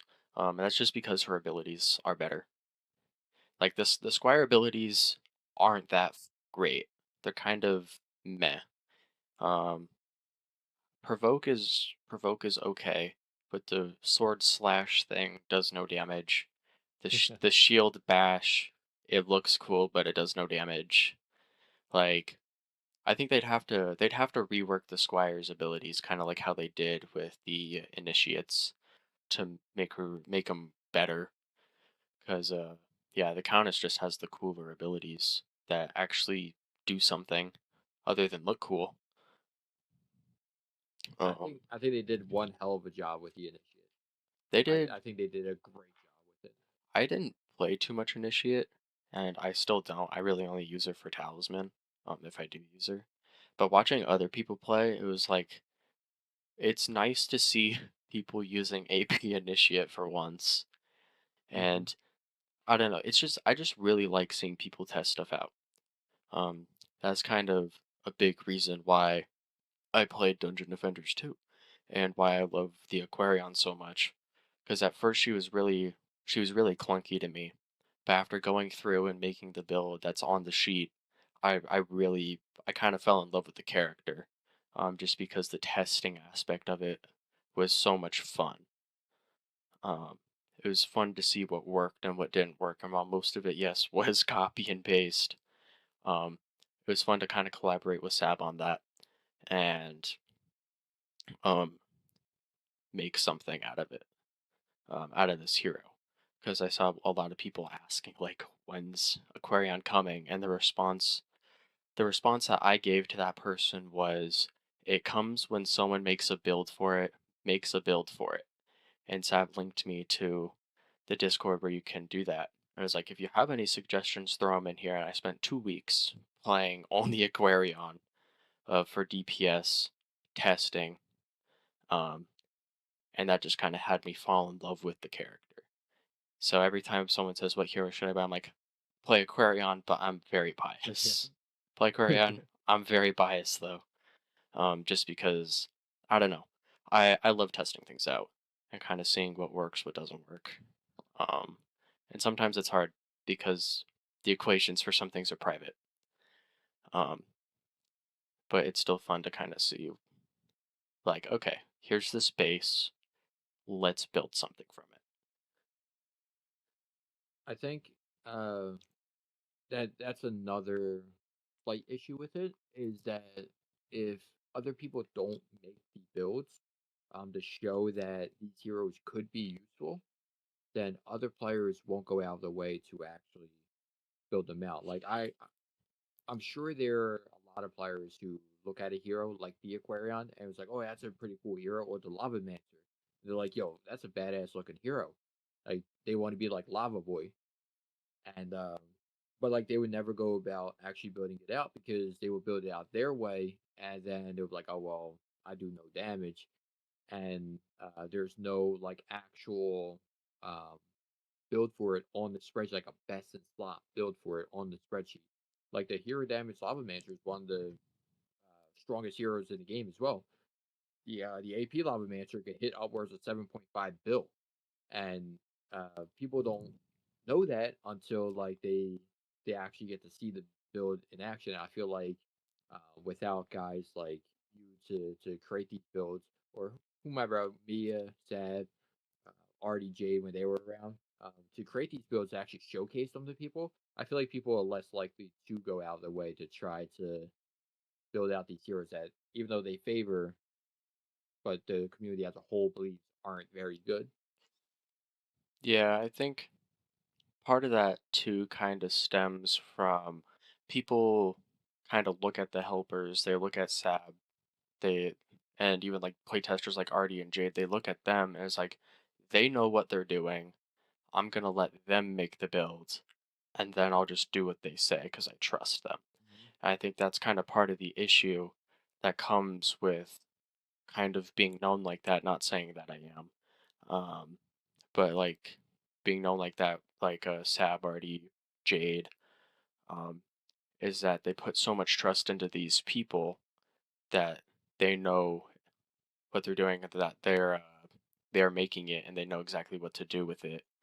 That they just wait, and when something does come up, they don't challenge it, like how Artie had, um, what what was that one shard that he had at like 16 out of 20 when it should be 13 out of On Barb. 20, yeah, on Barb, and no one questioned him, and that wasn't changed until Uh-huh. Bread Moon DM'd me asking for it to be fixed. and then I You gaslit the whole community. and then I DM'd Sab and was like, it should be 16 out of 20, and Sab changed it after he ran through the math. But that's kind of the problem, is that when you're so well known for knowing so much about the game, people put so much trust into you that they don't do the testing. Yeah, I'm also a victim of that too. I personally, if I see Artie do something, I don't question it. I'm like, if Artie's doing it, I'm fucking doing it too. Yeah, definitely. That's kind of how I am with like the builds on the sheet, is like, well, there might be something better. I don't really care to find it though. Like, Yeah. if Yep. if it works and it works how I want it to work and it does the damage I want it to do, I'm not going to change anything. There's no point. And Mhm. especially kind of with the situation of the mods now, is everyone on gear, at least you use like the same four mods over and over and over again. So that part's just set in stone, pretty much. And then you kind of, the shards is kind of where you get thinking, and then the mods on the weapon too is kind of where you get thinking of, well, what would be better, but what's gonna end up doing more damage and being more consistent. That's kind of where that comes into play now, and some people just don't want to do that, and that's okay, but don't expect like the helpers or Artie or Jade to do it either. Um, like Well, just because you want to build doesn't mean that necessarily mean that like we're gonna go and make it. hopefully with this upcoming update with the set bonuses, um, it really shakes things up because when I first seen that, um, I instantly, as the barb main, thought about how that impacts the barbarian and barbarian stuns. Um, and I'm not sure about other heroes, but I could see. I think. Do you remember if every single set bonus was like a 10-second cooldown? Yeah, they're all 10-second cooldowns, and the ones that have a duration is 5 seconds.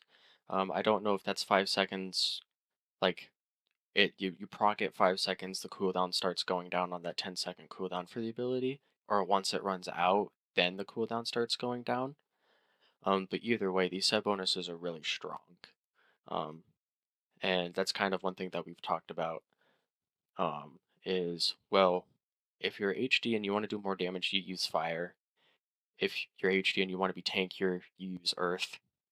AP, you use water. If you're not using water, you're losing damage. And if you're HD but ranged, storm. We've all we've kind of been like, that's just how this is gonna go. There's no reason for some characters to use one set, um, and like, or there's good reasons for a hero that wants to do a specific thing to use one set, and then there's just no reasons for them to use a different set. Hopefully, hopefully it kind of shakes things out because, uh, especially the fire one for um, hero damage.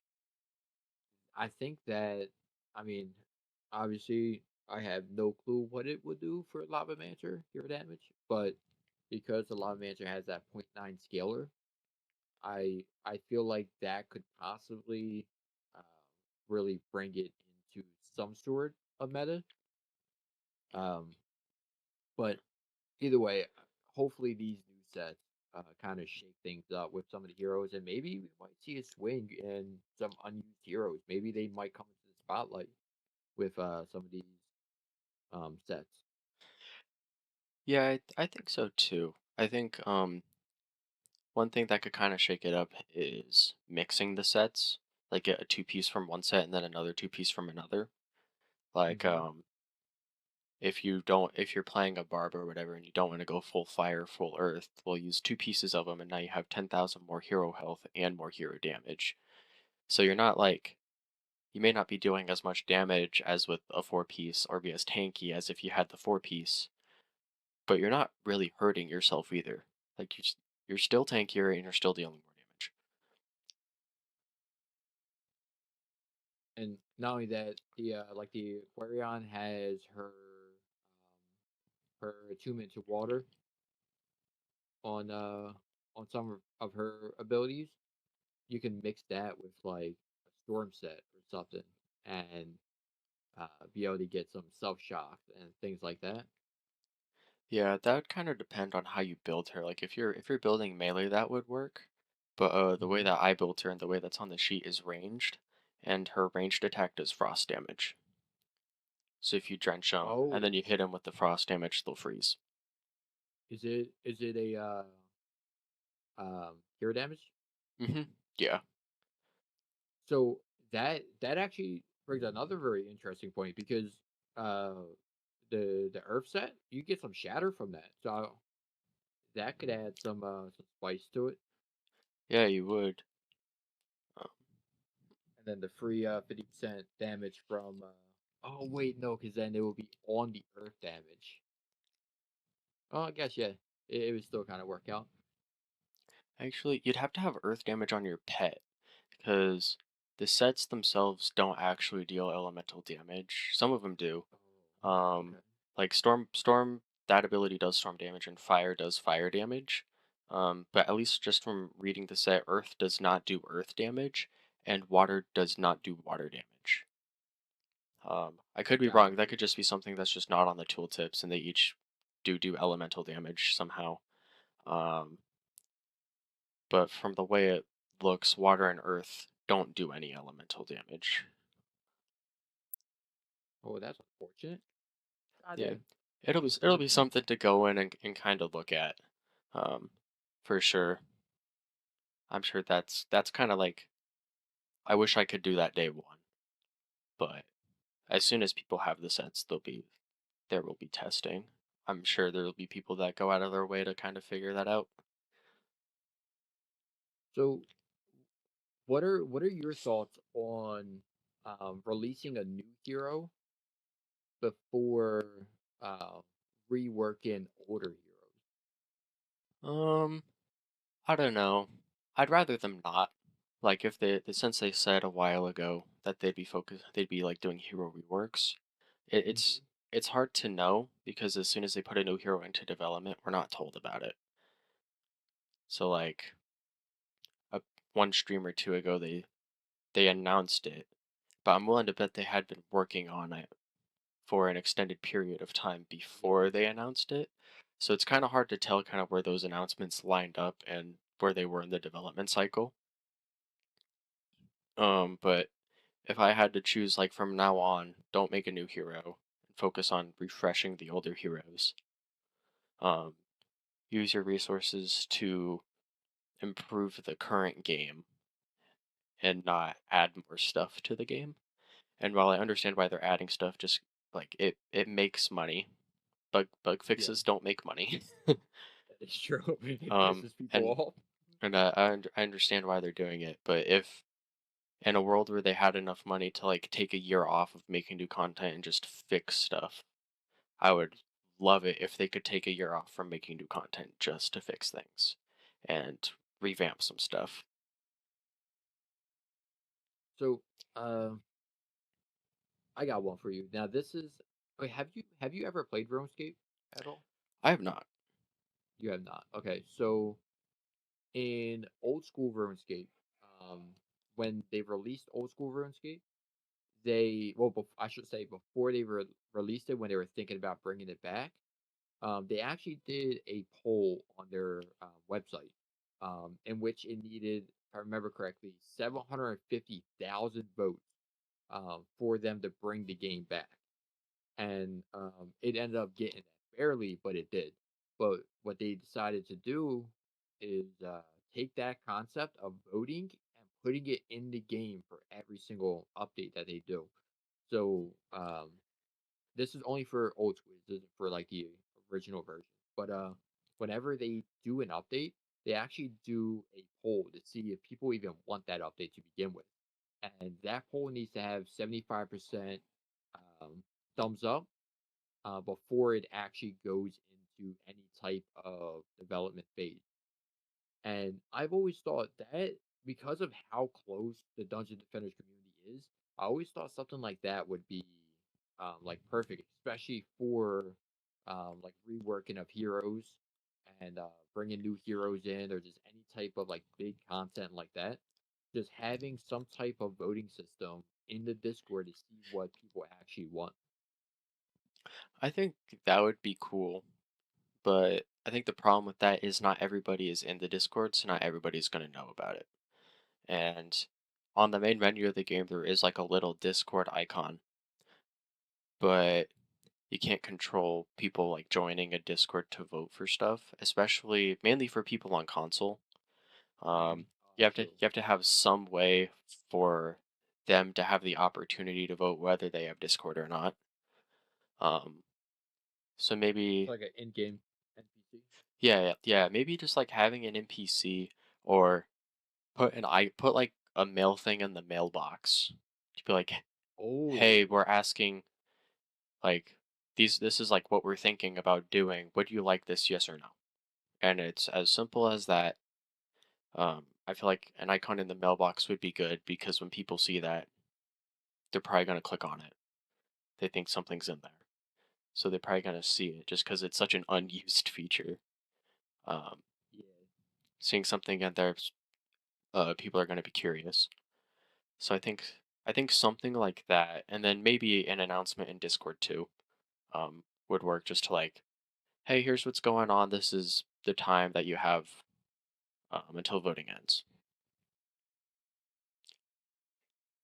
Uh, I think overall that uh, doing it that way would probably be the best way of going about through the mailboxes. I, for one, get very excited when I see that icon in my mailbox, and I realize I've had it there for the last 2 years, but, but I still get excited every time for it. Um, But yeah, but I think that would be like a really good direction.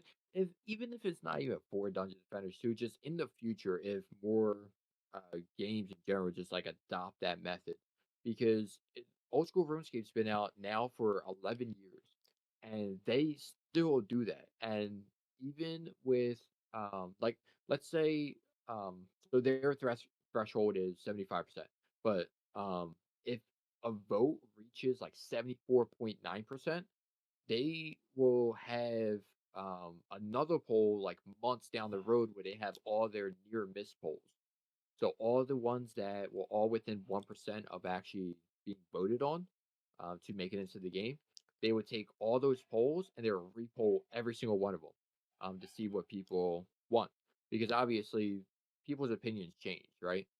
As more information gets out there, more content creators put their ideas out there, things change. Um, and we see this in Dungeon Defenders too as well, that metas change all the time. What Yeah. feels like every single update there's a new meta change or major update. There's like another like shake up in the meta, whether it be like a new hero with new towers or whatnot. Yeah, there's always something that people think is best, for sure. But I think that'd be an interesting idea. Um, at least for like major changes. They don't have to do it for every minor thing. Like, don't make us vote on bug fixes. Please fix bugs when you can. Just Yeah, should we fix this dupe? just have No.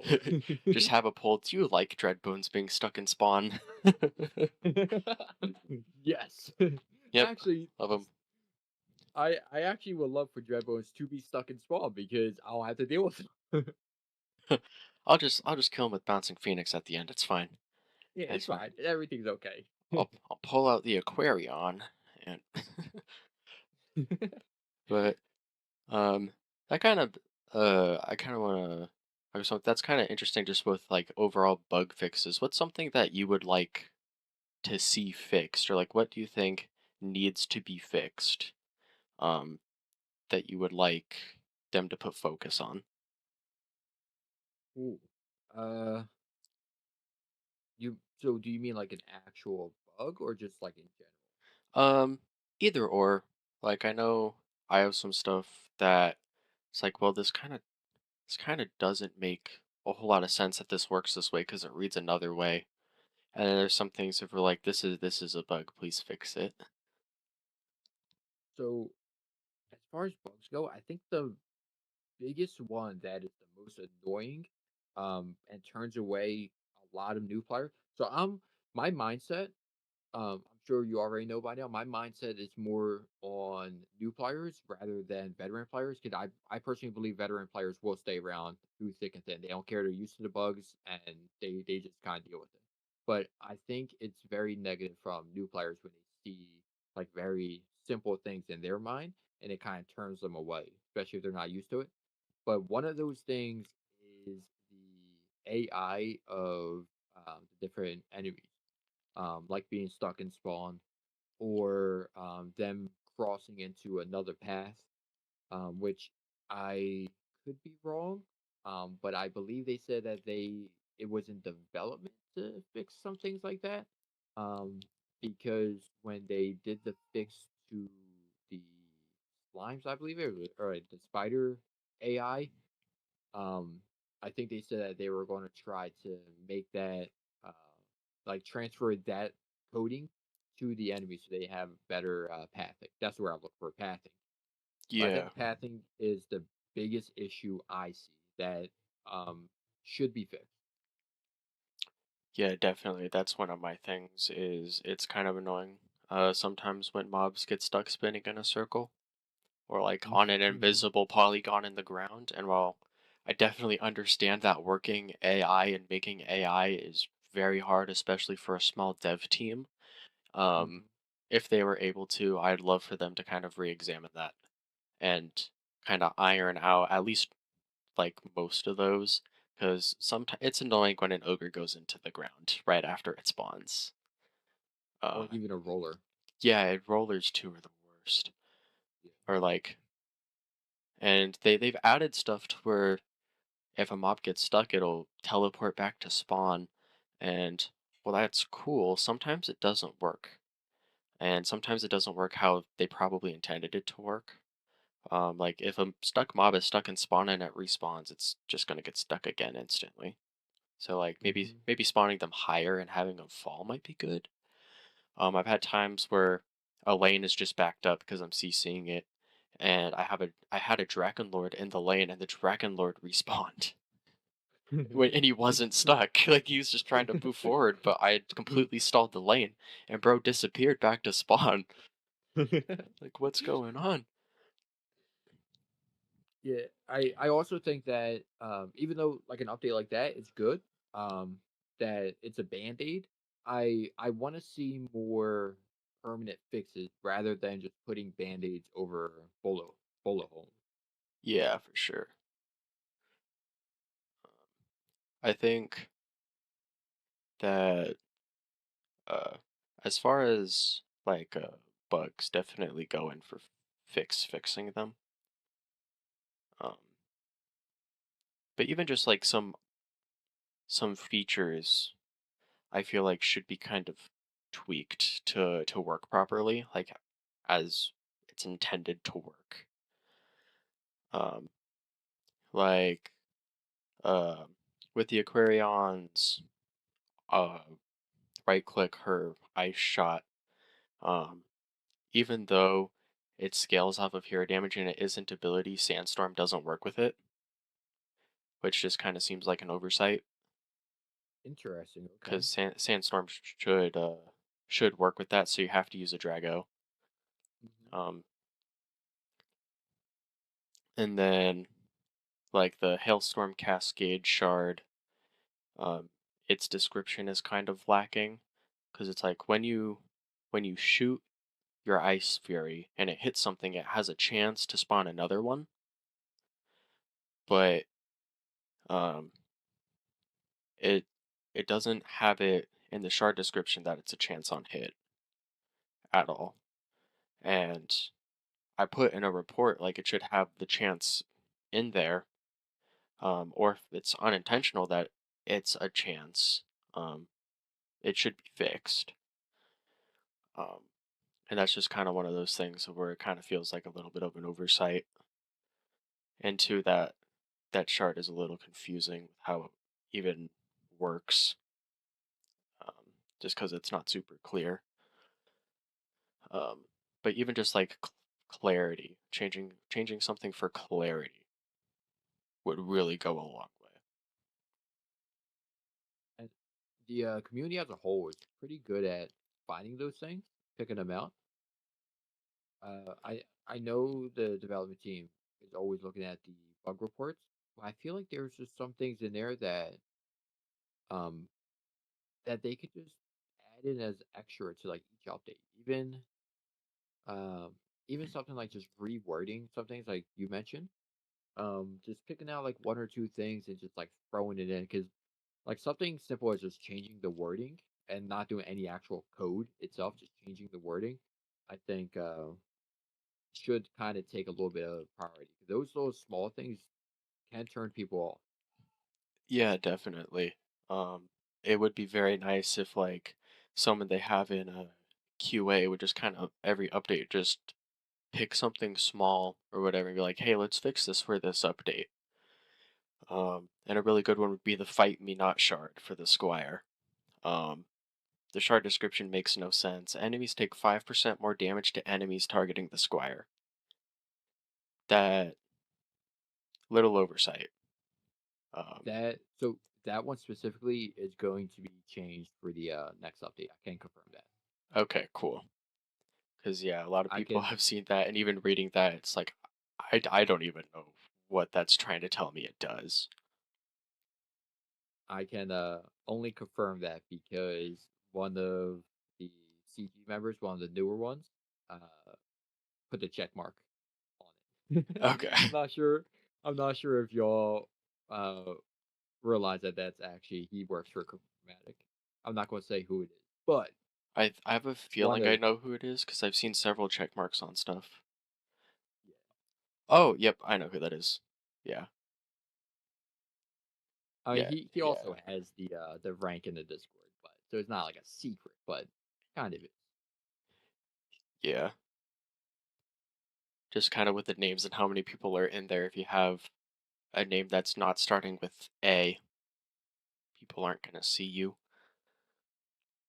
unless they do Yeah. like dig in. But yeah, I know who you're talking about. I've seen check marks like that, and I'm like, who is that person? Why are they putting check marks? But but yeah, now it makes a lot more sense sense now. It's like, oh, they work for Chromatic. Okay, we're good.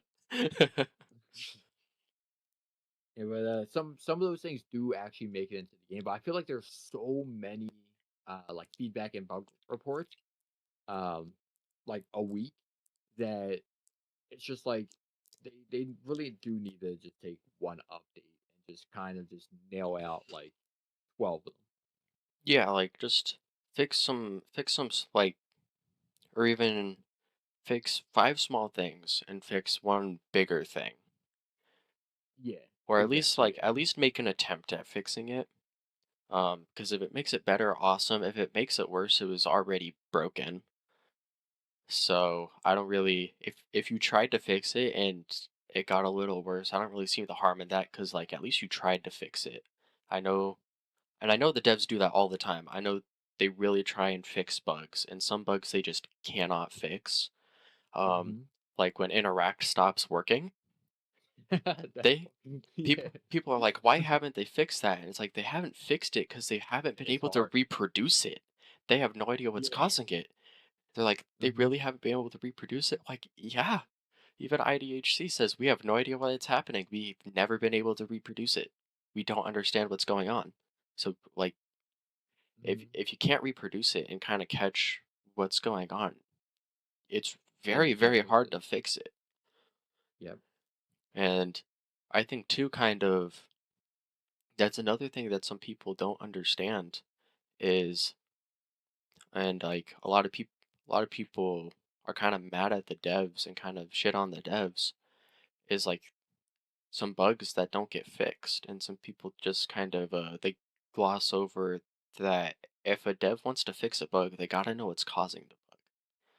Hmm. They can't just swoop in and be like, "Oh, that's wrong." Sometimes they might be able to, but definitely not all the time for some things. And it kind of makes me frustrated when people are rude to the devs because like the devs are trying. They're trying very hard. They love this game. Um, they're doing the absolute best that they can to try and make it as good as possible with what they have, especially with such a small dev team. And some people just kind of don't understand that there's like 5 or 6 of them. It's not a big it's not a big dev team, so you have to make your expectations meet what they can reasonably do. So the good news is I can't tell you exactly how many, but there are a lot more developers than the community thinks. It's still a small team, but there are a lot more. Um, they did hire a ton of them back when I think before C10. Um, but a lot of them do choose to not be out and open in front of like the community. They um, they choose to do their work in like in the background. But Yeah. they do have a pretty nice sized depth, at least now in comparison to before. But that's why we're getting a lot of these updates, like bigger updates more frequently. Like before, it used to be like once a year would be a big update, and then it would be like a bunch of like little small stuff. But now we're getting multiple heroes back to back. We're getting new maps. We're getting new this, new that. But yeah, but I mean, your point still stands though. It's like they still have limited amount of time to get things done. Yeah, and it's definitely like it was sad seeing that IDHC had left the server because we all know how hard he works on this game and how much he cares about Mhm. this game and l- at least he seemed to like to interact with the community because he would come in and talk with us. Mhm. Um, so it was really sad to see that he left. And it was kind of weird because I was going back through messages trying to find something he had said, and he's actually back in. Oh, is he? Yeah, he is. He doesn't have the chromatic, um, like the role or anything, but he's actually back in the server. I was like, oh, Oh, he is. he's back. Okay. I don't blame him for like leaving and taking some time off, and then coming back and just maybe not wanting the roles because I can't imagine seeing what some of the people have said like in the public in the Discord about the devs. I can't imagine the DMs that they get, um, and everything that goes on with that. Yeah. And but another thing I know I said that the pathing of the enemies is probably one of my biggest ones, but I'm going to retract that. I think the now it's easier said than done, but I think that the most important thing that they should at least try to really put their focus on is the Xbox and PlayStation servers, mainly the Xbox. Oh, yep. Um, I think that that is a major reason why a lot of their player base has just departed. It's hard to do. I mean, I'm not a developer myself. I'm not in the gaming industry, so I don't like I can't grasp the concept of how hard it is to do. I just know that it's not easy. Because if it was easy, they would have already have figured it out. But I think that there needs to be some really major changes to what's going on with Xbox because that does drive away a lot of people. Yeah, definitely, and especially with like certification. And I know cert taking forever is not their fault at all. Hmm. But when the Xbox has crashing issues, it delays cert even more.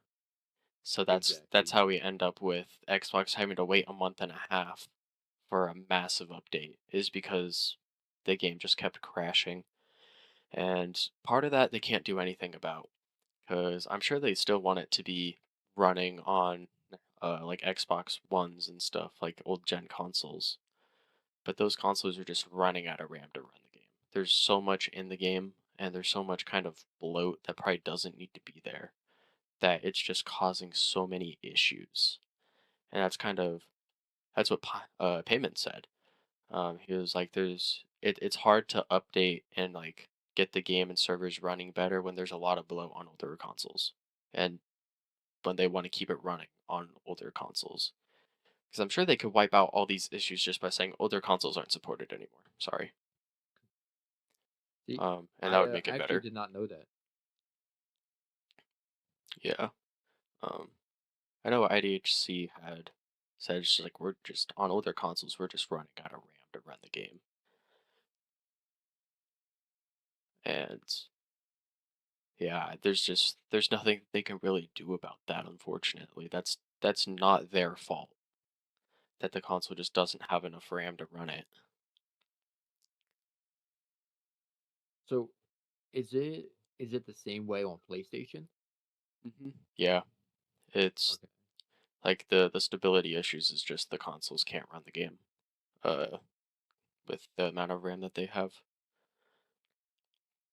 So, what you're saying is blame Manny and blame Sab. I wouldn't blame Sab. I wouldn't blame Sab. Manny, I mean, maybe. I believe it or not, Sab is a PlayStation legend. People be forgetting yeah. that Sab is the guy on PlayStation. Yeah. Understood. Yeah. I don't know. I feel like blame somebody else for PlayStation. Let's blame Sony. It's Sony's fault. Sony is all Sony's fault. Yes. Blame it on Sony. And Manny keeps using too much bandwidth. I don't know. Sorry, Manny. Take a you gotta take a break, man. You gotta take a break. Manny's just gonna blame it on the other self manifest. I'm gonna get so many hate DMs from Manny now. Just You're screwed, bud. oh my god. Cutting it out. I'm cutting this out. This won't be in here. God. Editing is gonna be a nightmare. I suck at editing. And even on Linux, just DaVinci Resolves either works or it doesn't. There really is no in between. We'll figure it out. I've said too much info I shouldn't have told you to just like leave it running and just not edit it. But let's see. I don't think I had anything else. Oh, I guess some like overall content stuff. Just like after a point, there's nothing to do. And then even Onslaught and Survival. I want to get your opinion on Onslaught since you've done it all twice. Um, how do you feel about Onslaught as a game mode? Just like as a whole from floor 1 to floor 999. Um, so me, Jade, Artie, and Rexo and Tasa, all of us did have a conversation about this, and um, Jade brought up we had this conversation when we were talking about like the resets and everything and reworking that. Um, and she brought up a really good point. I mean, we all know that Onslaught gets extremely difficult after 946, and I'm pretty sure the entire community will agree that that should not happen. That it should be a pretty stagnant progression throughout. Like it gets well, not stagnant, but it gets um, slightly more difficult with every floor. That it should not have a massive jump like it does. Um, I always make the joke that Onslaught was built um, kind of like the United States was built. How when you start from the West Coast, everything is wide open, and the more east you go, the more it just gets all clumped together. That's kind of like how Onslaught is built. All the way up to 945, it's all spread out, and pretty good, and then you get to 946, and then they just throw a shit ton of content all together and just like explodes in your face. But I think that they should rework that entire system. It's going to be hard because players that are on floor 700, 800, 900 are just going to get smacked in the face with hard content immediately after an update like that. But I think it should have more of a subtle progression between the floors. There should be no distinct end game spot. That it should be pretty steady throughout. Yeah, I definitely agree with that. Even me having never played Endgame, it's definitely it's very weird how every floor the mobs go ball levels there's 152 levels from 1 to 945 per floor. And then as soon as you go to 946 it's 402,000. And that That's I think insane. part of that is definitely that Onslaught was never intended to be beaten. You were never The devs never intended for you to be able to do every single floor.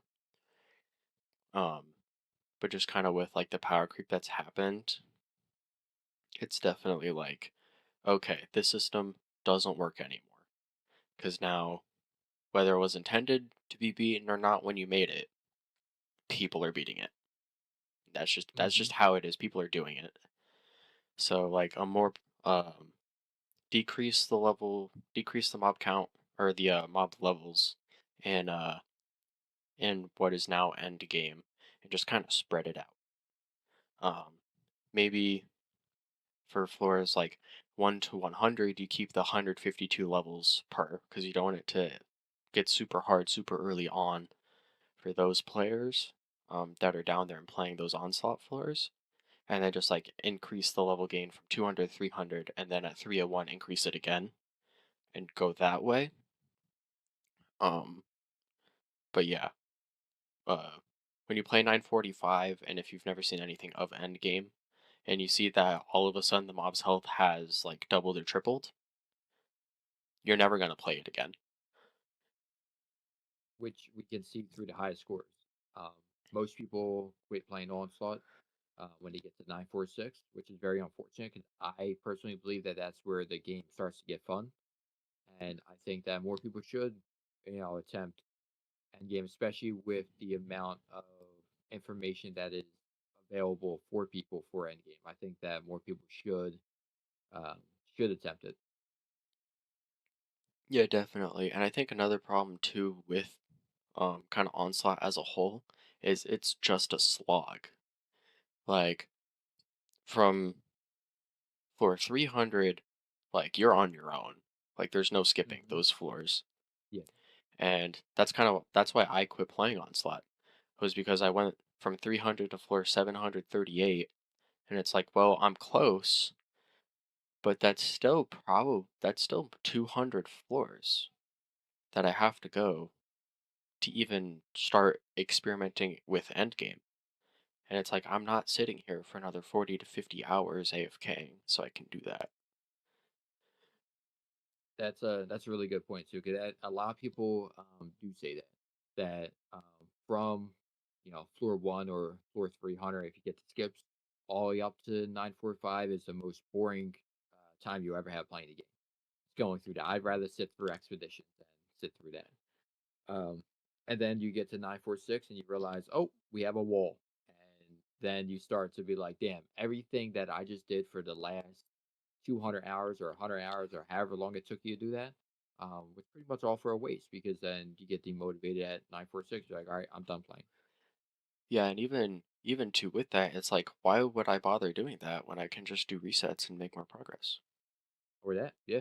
There we go. It's That's kind of another issue that I see with it is like, well, instead of playing these 400 floors, I could have done like 20 more resets. Hmm. Or And play the exact same amount of floors. yeah, exact same amount of floors, except yeah, I'm gonna progress even faster. Hmm. Um, so I think that's something that should be looked at, especially Chaos 10 being equivalent to floor 700. I understand why they didn't want to like skip you to floor 700, but at the same time, you're just gonna get to a point where you massacre Chaos 10. So it's like, well, why now do I have to play 400 floors of Chaos 9 and 250 floors of Chaos 10 just to do the end game content? That just, I don't know. To me, that doesn't make sense for the state of the game now and kind of where everything is at. Mhm. That is another really good point. How you said it's the state of the game now because, like you said earlier, the mindset years and years and years ago was that Onslaught was never to be completed. No one is ever supposed to be able to get through Endgame, which is why um, I believe that 1,000 is their stopping point because the game can't actually handle a floor 1,000. So if they wanted to add 1,000 floors, they can't because the back end of the game cannot handle it. Um, and that's coming from I believe Aiden was the one that said that, or um, Laza. It might have been Laza. It was one of them. Mentioned that floor 1,000 plus is just not possible. So I think they started to get close to that 1,000 mark. Like, all right, let's just throw like a ton of stuff, make a wall, and no one's going to be able to get up there anyway. So it doesn't matter. But then as obviously the game over the years progressed and everything, and people decided to do the grind that they were disproving. And another thing too is the dev team from back then when they did the testing for it. I believe we have an achievement on Steam for getting past the floor that the highest or the highest achieved floor that a developer got to. I forget the name, but it's in the collection logs. Okay. I know, I don't think there's a Steam achievement for that anymore, but probably like an in-game like collections achievement uh would probably still be in there. I wish I remembered the name of it, but all I remember is it said uh actually I think I misspoke. It's not a Steam achievement. It's a like a collection in-game achievement. Hmm. But I think it said something along the lines of "Congrats, you made it further than we did," or something along like those lines. Okay. Yeah. I think another issue kind of with Endgame Onslaught is just past the experience, you get nothing. Like you get a title that just says the Yeah. Onslaughter. And it's like, well, while a title is cool to show off that you've Uh huh. beaten Endgame, I don't know. I feel like for people, myself included, that's just not enough. There's just So like, if I want to do it for a title, cool, but I want something else other than a title that said I did it. I did bring up a suggestion to the developers when I was a tester, um, and the response I got, I can tell you the response because they did mention it in the DD2 Discord before. But so when the Countess was released, she had a cape, right?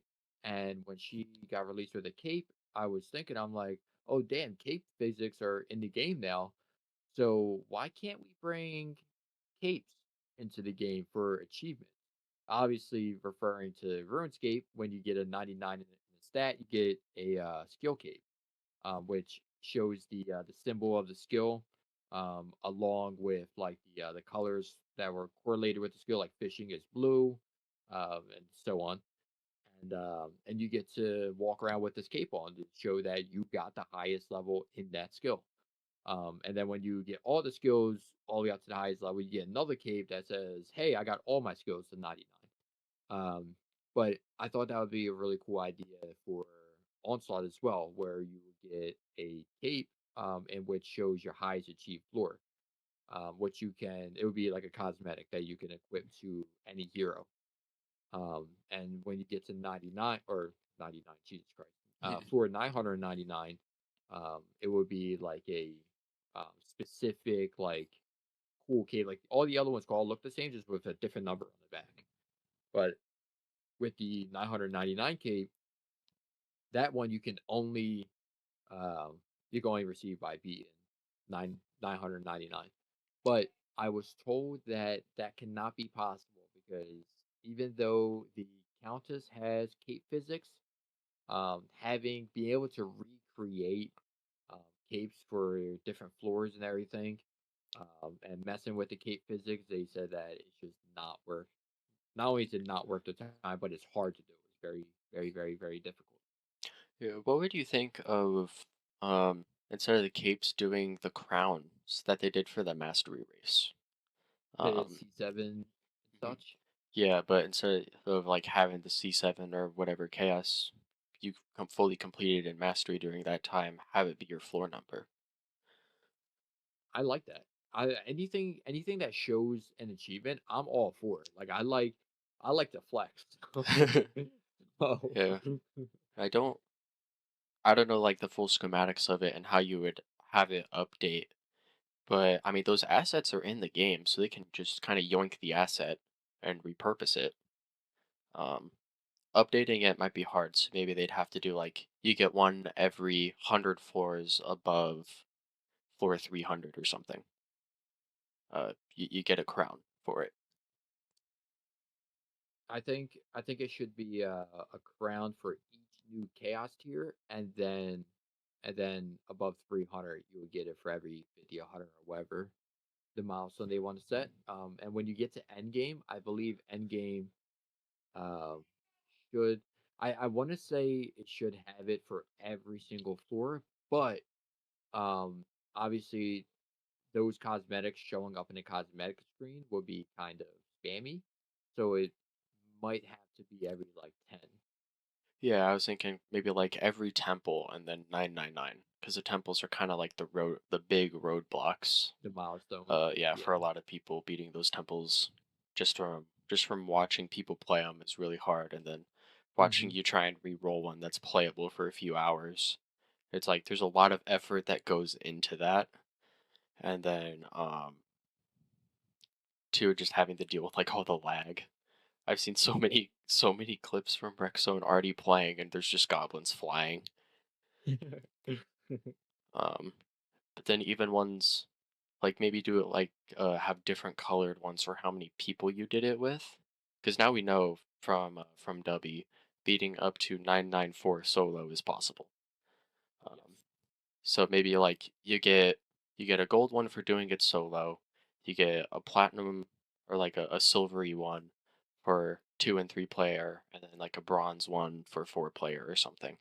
Just to And then kind like of standard.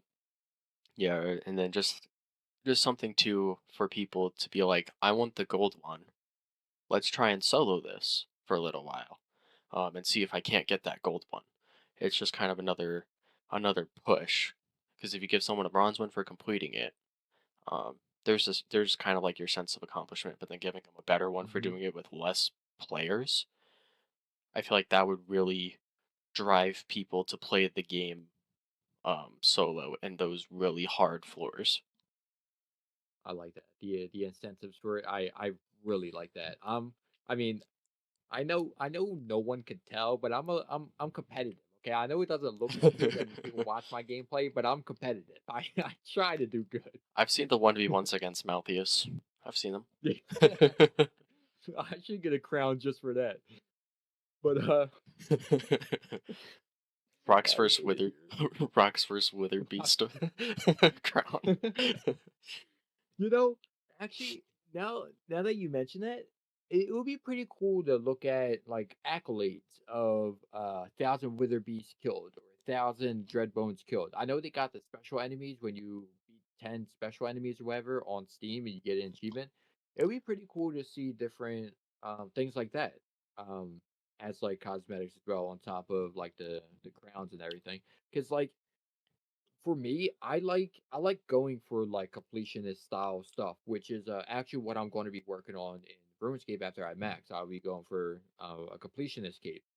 Um, but like even something like killing 100,000 goblins, like that doesn't sound doable, but when you think about uh, how many Frosty Fodder lanes you go up against, how many Dreadbones lanes you go up against, it will incentivize people to go into different onslaught floors as well to help other people, just to work on these achievements. Yeah, I think something like that would be cool, and then that would help kind of make people be make people want to do like those kind of weekly quests where it's like, oh, killed 10,000 goblins. That's really annoying. Uh But now it's huh. like, oh wait, I get progress towards this other thing. That's going to give me a cosmetic or something.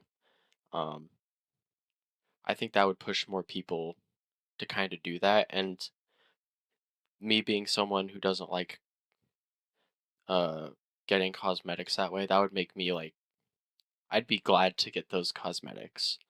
Um, and I'd use them because why not? But it would it would make me more inclined to do the content like that just because it's a little bit more rewarding. Hmm. And you can kind of show off what you've done to other players. And then even um, like a universal stat screen for you. Um, I think that'd be really cool. Just like maybe like total kills and then like total goblin kills, whatever. I do like that. That's in DD1, and that's probably like one of my favorite parts about DD1 is playing a map for 20 hours and just kind of seeing how many of each different mob I've killed and I how much time I've spent on that specific map. I think we all, as players, have seen that end screen and thought, "Damn, I wish I knew how many mobs I've killed or how long, like you said, how long it took me to complete that map." Yeah, I think um, that'd be really cool to see just like some personal statistics, like you said, like Hmm. at the end of the map, and then just some for like universal, just of all time. Um, I'm not quite sure how doable that would be, but it's in DD1. So maybe they could kind of take some of the framework from that and put it into DD2. I'm not sure the engine DD1 runs on since it's like 14 years old at this Hmm. point, but at least if it's similar enough, they might be able to kind of take it and use it kind of as a base and then build up from there so that way they don't have to build it from scratch. Something like that would be really cool to see. And then it just like with you and maybe your buddy or something, you can kind of like compete to see who can get the most kills or whatever has more kills on a certain map. I will be the only Dungeon Defender player to ever have a negative KD. I will be out here with 100,000 deaths and like 8 Gobu kills. Man, But I a KD would be funny. Just endgame ruins your KD. Don't play endgame. KD goes down. Don't play any- But so two things. One, I know they do track things like that. Because back in the day, ICE used to actually release those type of statistics out to the public. So I do know. I'm not sure like specifically like GoBoost or something, but I do know they do track like deaths and map failures and things like that. Unless that was a personal project from ICE, in which he used to track back then, on his own time. But it would be neat to actually see things like that actually do come to life if they actively do track them. Which actually, whoops, they do. I know they do. I know for a fact they do because if you go to your, I just realized, holy shit, I got excited. If you go into your game files, you're able to actually see them in there. Oh, Now really? I don't know if they're like old files and don't like progress, but you're actually able to see your alt soft floor in there and all details like that because a while ago I wanted to actually give Kareth access to that file to be able to track things like that. But I decided to go against it. 'Cause I didn't want to mess with like the files and everything. But whatever. If you look through the Dungeon Defenders files, the exact same files in which you could change your field of view in, you do see information like that. Like I said, I don't know if it's accurate. I don't even know if the game even uses any of that information anymore. But they are in there. You do see like how many deaths you have and everything in there. Okay, that's cool. I didn't know that. Yeah. But I mean, if you have some spare time tonight, go through them. Now, just a heads up for anyone thinking about going through those files, uh, you cannot change your onslaught floor in those files, and it will not change in game. Okay, you cannot hack using those files. It's not possible. Yeah, don't do that. That'd be bad. Imagine. Yeah, they are locally stored, so they are not related to the game at all. It's only what happens on your PC. Well, But my files will say floor 1000, and I'll be the first victor. the first one for 1,000. First 1000. Uh, so another thing too, that I did want to touch on was the leaderboards. I know the leaderboards was a custom project, a personal project by an old developer that no longer works with the company. And I believe I could be wrong, but I believe one of the other developers did take on that project for a little bit and then kind of pulled away, probably because they have other more important things to do. But I would love to see the leaderboards up and running um, without any issue, um, because that will, along going with what we're talking about with the incentivizing and everything, I think that would also be a great incentive for uh, things like the most Gobus killed, or the most enemies killed in one map, or even just in general, just competitive gaming for um, survival, getting to like the highest wave, being able to see those things again. I think that will definitely really incentivize people to go for things like that. Yeah, I think that'd be cool. And even just like if they don't re-kickstart the online leaderboards, just having like billboards in town that Oh kind yeah, of that'd be sick. that goes over it, um, of like who has the most resets, like maybe fastest 999 clear, um, Hmm. highest survival wave and the time it took them to get there. I think that'd be really cool to see because I know I loved going through like the leaderboards just to see where I was on the reset leaderboard, Hmm. just for that, and it was so cool to see. It was like I'm top 100 in the world for resets. That at least that for people that aren't leaderboard banned. Um, and that was cool to see. It was like, hey, well, I'm I did something. I put a lot of hours in, and I'm top 100 in it. Cool. Like that makes me feel better about my Hmm. decision for doing all these resets. Um, I just think something like that would be nice to see. Even for like onslaught, when I went for my first floor 999 push in onslaught, um, there was another group who was doing it as a duo, two Russian players, and I remember that I was super hyped because I was going to be top 30 on the leaderboards, but unfortunately, the other group ended up flying past us, and I remember I was heated. I was mad as hell that I think I'm ranked like, actually I think I'm at like 29 now because of people getting banned. But I mean, I think at the time I was like 32. So I was like mad, but it still like incentivized me to stay up later at night to do a push and to actually continue playing uh, a game mode like Onslaught. Yeah, for sure. I think something cool would be kind of like putting in special things for players that did stuff first, like first 999 clear, Mm. um, first wave 200 survival completion, uh, like stuff like that. I think would be cool just to kind of memorialize those players that did those very hard things, and kind of Hmm. give them more recognition for it. Um, Onslaught might be hard to do that for just because his name was like Marcos beat 999, but that 999 is only 263-ish now.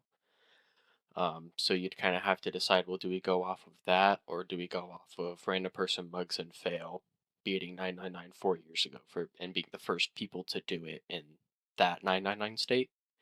Or do you go off of post stat squish 999 state? Or do you do all three? Just kind of decide, Yeah, just kind of thinking of like what onslaught slash game era do we take for this? And then who determines when a new era is uh is starting and when one ends? Yeah, I think that could probably be just like major changes to Onslaught could kind of reset, or like we're in a new era of Onslaught. Like if they did another stat squish, like that would change it. If they reworked the scaling, we'd kind of have it. It would depend on what 999 ends up being. If it's still the same, then it's still the same. Um, but kind of like major changes to Onslaught, or just the game as a whole. Like if they shrunk the numbers again. Just as like a little pushback. So like, would you consider to change the gating to be a major change because you could floor skip with that? You can floor skip with that, but only up to floor 900. Oh, okay. See, I'm stupid. I didn't know that. Like if well, actually, no, it only advances your floor up to floor 900. But yeah, that'd be interesting.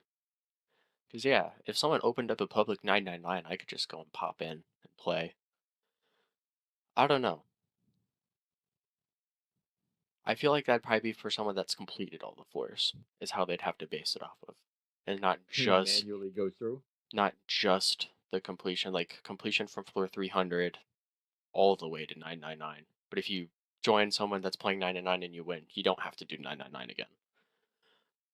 Well, I'm not sure if you're aware, but if you, I don't know if I'm allowed to say this, but I'm saying it anyway.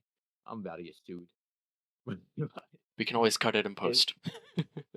No, I think this is public knowledge because Bread did post about this in the Discord, but it didn't get really any traction at all. Um, if I open up floor 999 and someone who just started the game joins me on floor 999 and we beat floor 999, they get the title. Oh yeah, I remember seeing that. I think that would have to be fixed. I So don't, I don't think that was intentional, but it's also not I big enough for don't them to think so fix. neither. It's also probably not big enough for them to spend the money and time on fixing it. Everyone, I was when I found that out, I was about to start selling 999 titles to people. Man, I might have to grab one from you now. Harambe, tonight we're playing DD2. Well, unfortunately, even though you did say that I got to 999 twice, I did not get to 999 twice. I only got there once. Did you guys not beat 999 the second time? I'm on 994 with Roxas. Okay, I know you guys were on 994, and I kind of tuned out for like a week or two, and you guys just never played Onslaught again. I was like, oh, I guess they probably beat it. Yeah, we were kind of a little bit demotivated at the time. Like we didn't really care. I mean, I already got it, so I definitely didn't really care to put in the effort of staying up late at night and everything. And Rox was just kind of there for the shits and giggles, just to have some fun. Rox was So there like because it was because the wizard the wither Wither Beast. beast. Yeah, He was man, protecting us. man. He's gonna love the new update. The wither beasts are bitches. They suck. Oh shit. Some of the mobs just naturally heal, and the wither beasts are freaking tanks. And they'll heal him even more. If I should put a clip into the test server of him trying to kill one of the mobs that only had 200 million health, and he was just struggling so hard. It would go down and then it'd go back up because the mob would heal and then the wither beast heal would proc. Oh damn. And It's, yeah, it's like the that's like the book mages in Endgame. yep, yeah, yeah. Not 999 take two eventually, maybe. I gotta get up to 994 now because then I can guilt trip you into playing with me. You know, I I as much as uh I've said that I would never, ever, ever, ever play DD2 ever again. I think that if you got to 994, I might get on and actually, hang on, my PC just decided to all go black. It knows what I'm about to say. I might get on and actually play with you, for, just to help you get to 999. But I won't be happy about it. I have to see. I'm gonna have to find a way to stomach another 230 floors. Yeah, you're on your own with that one, buddy. Yeah, 'cause I got to like that. I'm only like 200 floors away. I'm so close. I'm so close I can do this, and it's just no. I don't know. I pushed myself too hard because I went from floor 300 to 500 in I think it was a week and a half, 2 weeks, and then I stopped playing. And then I did the same thing from 500 to 738 in like 2.5 weeks of just like 8, 9 hours a day just playing and going for it while doing homework. Yeah, it's that's also another huge issue is when people do play Dungeon Defenders, I keep telling them, I'm like, don't push it. Just take your time, enjoy the play and everything because like we see with guys like Thusif, he comes in, he grinds and puts like 300 hours a week into it and then just gets burnt out. Yeah, I think a lot of new players now are definitely so focused on kind of rushing through it, especially especially with all the hype with resets. They hear reset Hmm. 3,000 levels and they're instantly like, I want that right now. Yeah. Hmm. There's so many questions that I see of like what's the fastest way to get to 250, and it's like, well, you can do all of this, or you can just not pay attention to it and you'll get there and you'll probably have more fun. Like you'll learn more the slower you go. Um, that's kind of how I see it. Is if you rush through the first reset in a week, well, now you know as much as you did a week ago, but you have 3,000 more levels. Exactly. Yeah. And then to just that's another thing of the game kind of not explaining too much. Like it explains what you get and what you lose, but I feel like it could explain it more and not in a little text box at the bottom of a big UI. Hmm. Because people aren't gonna read that. I don't know. There needs to be some way to incentivize players to read the tutorial pop-ups, because the way it is right now is you click never show again and exit out of it, and then like 20 hours later you're like, oh, why didn't it tell me? Like it did. It did, you just didn't read it. Yep. Yep. Yeah. Like especially when like swapping mods between two things. Yeah, it's like it tells you in bright red text not to do it, or like that it's not gonna do what you think it does, and you click don't show again and an X really fast. And I don't know, I feel like part of the blame can't be on the player for doing that. But also it's like when something pops up like that, especially in a game as convoluted as DD2 is, um, reading is really helpful. Hmm. Um, so don't bombard people with text, but like push them to read. Like some games in a tutorial do, it'll like pause the game and highlight an area it wants you to look at. Explain the area. You click next, it highlights a different area. You read it next. I feel like I think something like that might help. so. I like the way they kind of redid a little bit of the tutorial where they added the not the tutorial, but they added the like the starter quest in Oh, yep. for people.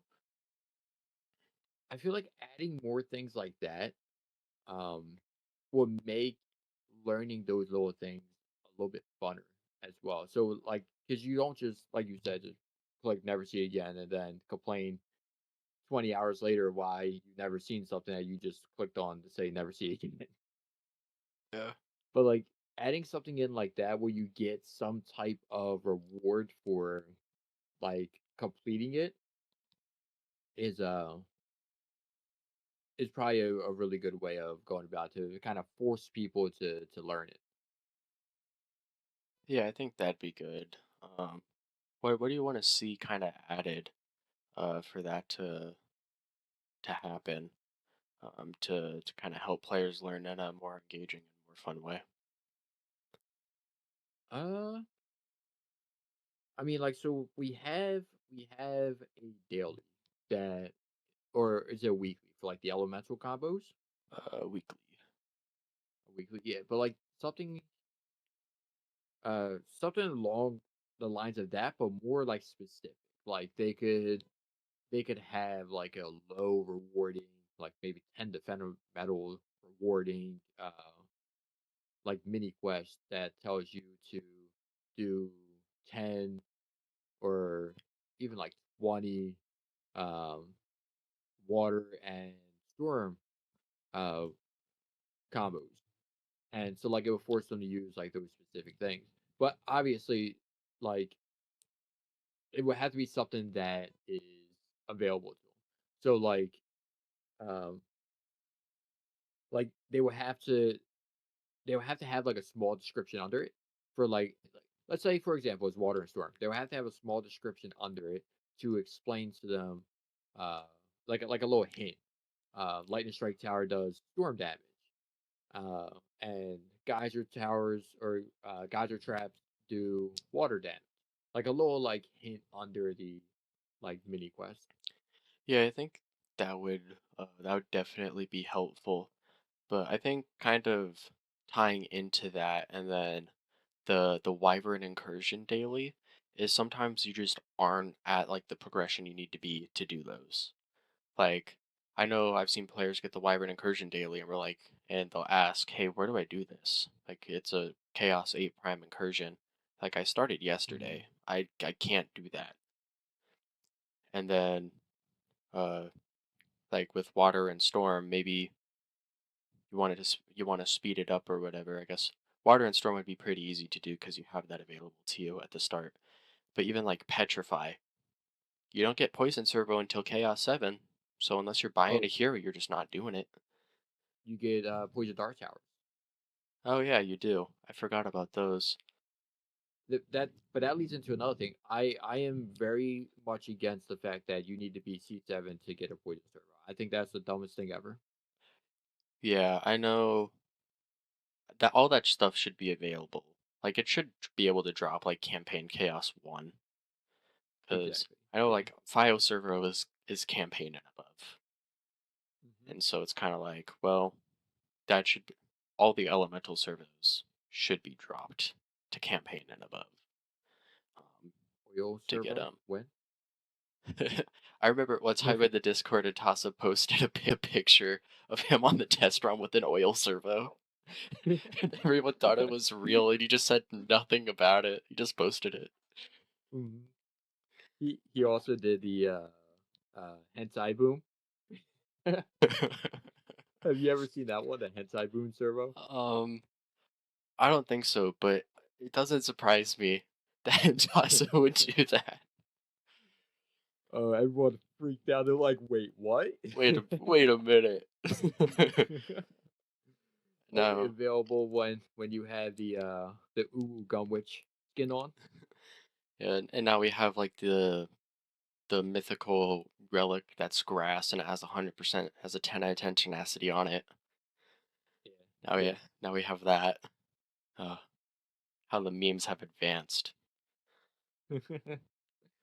But even that, and I think something that would be nice too is kind of like how we have the shard shop that goes and you can either search by shard or you can go through each chaos tier and see which shard belongs in which chaos tier and or like Hmm. what it comes from. Something for mods I feel would be very helpful too. Not necessarily that you can buy them, but you can at least see what chaos they start See dropping them. in without having to go to the wiki. Um, I think that would be really helpful. to just like and have it in game. having like the actual uh mod info in there as well, so you're able to like with the shards, how you can like read the shards, you're able to read what each mod does. It'll kind of help people as well with theory crafting. Yeah, definitely. Saying that. Yeah, I think a lot of the stuff that's on the wiki too, it'd be nice to have it put in game, especially like the mods.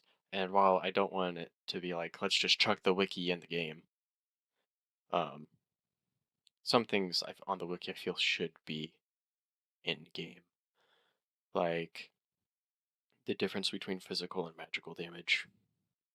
Like Yeah, it's a big one. what defense does physical, what defense does magical, um, would be good because it's easy to tell people if a tower does any sort of elemental damage, it's gonna be magic damage.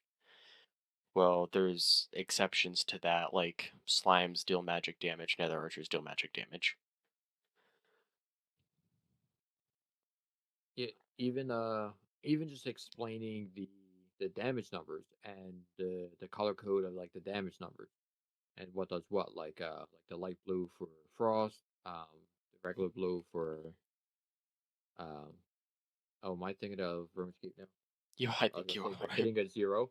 No, but the light blue for frost, I think oil does like a purple color. Yeah, Crits are red. Physical is white or like a grayish. And then magical is purple. yeah, I think something like that would be good. Um, and then maybe add something for like water and fire damage Mhm. because sometimes it's really hard to see when something is drenched, unless you're like looking at it. So just being able to see water damage, oh, it's drenched, I did water damage, Yeah, yeah, would be good. Fire damage, not so much because you just need the mob to be oiled and then you hit them with fire and it ignites them. can't But miss that. yeah, you never have to check if you did fire damage. But You would know. yeah, but even just adding something for water and then would be good. For like any of like the I guess the bases for the elemental combos would be good, like a green for poison damage. Whichever element has to happen Hmm. first in a combo, give it a different colored damage number. I like that. I agree. I agree. Um, is there? Do you have anything else on your little notes at Um, all? I had survival as kind of like I guess that'd be the last thing. Would just be kind of survival. And I know that you've played a lot of survival, and I'm pretty public about my disliking of survival as a game mode. I mean, I just don't find it fun and super rewarding, I'll be honest. So, uh, I did mention this earlier, um, but I could like restate it. Um, when Survival was released, my very first basically analysis on the game mode as a whole um, was that the only way Survival would ever survive um, and be constantly used is if there was a working leaderboard for it. No one's going to want to do Survival unless there's some type of uh, like competitive incentive to it, or at least high wave survival. Obviously, you get godly orbs. Don't you play? You get godly orbs in survival, but outside of that, there's really no incentive to play it. It just becomes dead content after a while. Um, Now, me and Show, we just put some like personal goals that we had for the game mode, and we just went out and just worked off of those goals. But obviously, you see now, me and Show pretty much got burnt out on survival, and we just got bored of it. It was just the same dumb stuff over and over and over again. And I built up so much godly orbs that I just there's no reason for me to even play survival. The only reason why I was doing it um, is just to see how high we could get. But all in all, I think survival will only survive if they have a working leaderboards, and as of right now, they don't. Yeah, I think this upcoming update is going to kill survival. Past survival shards, there will be no reason to play it. Mainly just for the fact that you can't upgrade your gear to ancient gear, and ancient gear already rolls with the godly stat on it. Interesting. Okay, that's So I did not know that. that's just you get your survival shards, you never play survival again. There's no reason. You hop over to elemental rumble. Wow. I guess Okay. with resets you'd still do survival, but other than that, there's just not going to be a reason to play survival anymore. And I think Well, I'm indifferent because I never really enjoyed survival. I played it for the survival shards, and that's about it. I have like I think I have like 7 pieces of godly gear, just across my entire account. Most of those orbs were bought. Um, yeah, it's done. Survival is done unless So unless you're doing resets or getting shards or just kind of want to see how high you can go. No reason to play. you're saying survival is not surviving? Yeah, no, so Survivaling? core go poof poof. That's so that like that on its own kind of blows my mind. I wish I would have known that because now I am I don't play the game, so it doesn't bother me at all. But as for the longevity of the game, I feel like that is a very silly thing. You spent all that time bringing us this game mode of survival just to have this update that nullifies all of that. This also goes back to what we were saying about the nerfs and the buffs. It's like you nerf it, and then like later on you put a bunch of buffs in it, like completely cancels out what you just nerfed. And it's pretty much the same thing going on here. It's like you give us survival and we play the hell out of it. And then when people get bored of it, like, all right, here goes the new game mode, and now we're going to make the last game mode completely irrelevant. But I, I guess the only thing that I could see that would save that, you said that this new game mode is going to be more of a end game style gameplay, right? um, Yeah, definitely like hard mode is gonna be its end game difficulty. So definitely it'll kind of get you thinking. You're gonna really have to think about kind of about what you're doing. Um, and I know there's people that have cleared like pretty much all those maps that we've had access to on hard mode solo and have soloed them when a lot of them are not maps you would play in end game at all. Um, so like if you really know what you're doing and like you're not gonna struggle with it at all.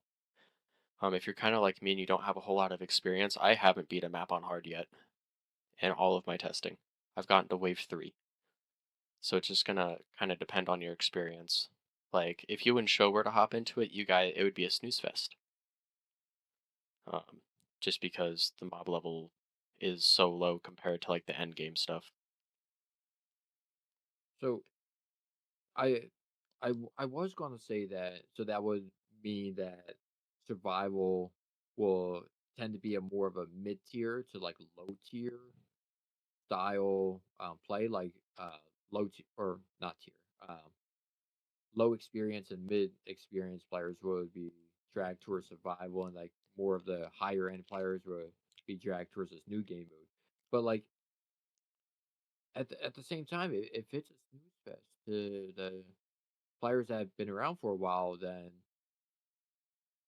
that kind of defeats the purpose of expecting that survival to turn into a mid to low um, experience kind of playstyle. Yeah, I think the hard part about the game mode that hasn't been publicized yet, but I'll tell you, is mobs are going to be immune to certain forms of crowd control. So, earth mobs cannot be petrified, storm mobs cannot be electrocuted, water mobs cannot be frozen, and fire mobs can't be ignited. So that's kind of where like the thinking of, okay, how do we CC these mobs is going to come in. Uh, okay, I could kind of see it now. I mean, I don't know. I just don't like the idea that, like you said, it's going to kill off survival. That makes me kind of sad. Yeah, I I definitely I feel bad for all the people that like you have that have put so much time and effort into survival and playing it. Um, all that's kind of gonna go to waste once they get ancient gear. Unless there I unless there's some like you have to use godly orbs to level it. I don't see I don't see why you would play survival afterwards. Once you can start running normal elemental rumble. I luckily I guess the leaderboard isn't working, so I I don't feel too bad because I think me and Show might be number one in most of the maps we played, um, except for Gates and I didn't do Gates on release, so when everyone's getting to 500, um, I wasn't playing Gates. Um, but like most of the maps we play, I feel like we were like rank one and two, so it kind of makes me a little bit upsetty spaghetti. But I mean, if the new game mode is fun, if it's difficult, and it's worth playing, then hey, listen. Yeah, I think for the vast majority of players, it'll be fun and it will be hard. It's just going to be for like the minority of kind of the end game players, the players that really know what they're doing when the mobs are that challenging, that they're probably not going to enjoy it as much because it just won't be that difficult. That kind of goes back to the common talk of DD2 just isn't hard enough. But It's hard enough for 99% of players, but that 1% is not hard enough, so the game is not hard enough. yeah, definitely. It's it's hard until a point, and then it becomes really easy. Hmm. And then it becomes hard again if you go to like Hard high again. survival end game onslaught. And now, for people that haven't had the experience with super difficult mobs, now hard mode on Elemental Rumble. Um, that will be that'll be challenging. But yeah, if you know what you're doing and you have stuff built, like the game's just easy. Even in end game, like those early end game floors probably aren't super difficult. Provided you already know kind of what you're doing and you have what you need and know what you need to be doing, or you've talked with someone like yourself or another player that's gone through it. I would not like to say I've gone through it. I think it's gone through me.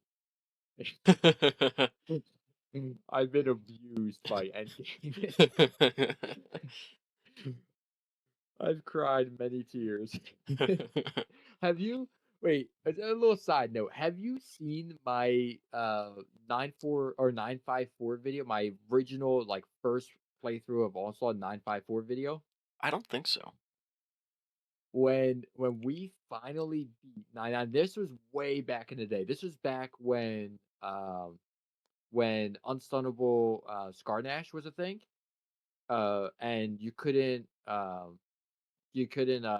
freeze it with ice. So like if you got a headstrong Scarnash, you were pretty much fucked. You would just farm over and over and over again until it despawned. And but back then we had like this huge elaborate plan of using a diverse lightning strike R that we placed down, and we basically buffed it up to 2 billion damage, and we were trying to one tap it before he killed us all. But anyway, so when we finally completed that floor, I fucking screamed so loud. I was so hyped up over it. But but yeah, uh, Onslaught does me.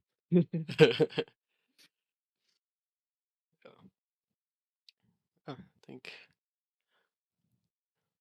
unless there's anything else that you have, um, that's kind of all I had. Um, Uh, yeah, I think we pretty much touched on everything. I'm sure by the time, by the time I go to sleep tonight, wake up tomorrow, I would think of 10,000 other things. But We can always have a part two. We can always have a part two. All right. I hope you guys enjoyed the conversation Harambe and I had. It was a long one, but it was a lot of fun to do. Um, as for the monkey backpack giveaway, be really simple to enter. I want to give as many people as possible an opportunity to enter. So all you got to do is just leave a comment. Just let me know your thoughts on the conversation. Let me know your thoughts on the game. Just kind of um, what you're thinking. Uh, could have just started the game and been really enjoying it. Could have been a very long time player still enjoying it. Whatever. Just uh, let me know your thoughts on the game or on the conversation that we had. Um, I'll leave entries valid until Wednesday, February 12th at midnight. Wednesday, February 12th at midnight is where the cutoff will be. So have a week, and then I will randomly select a winner, and we'll find a way to get in contact so I can get you the code. Thank you guys for watching. I hope you guys are going to have an amazing day, and I'll catch you all later.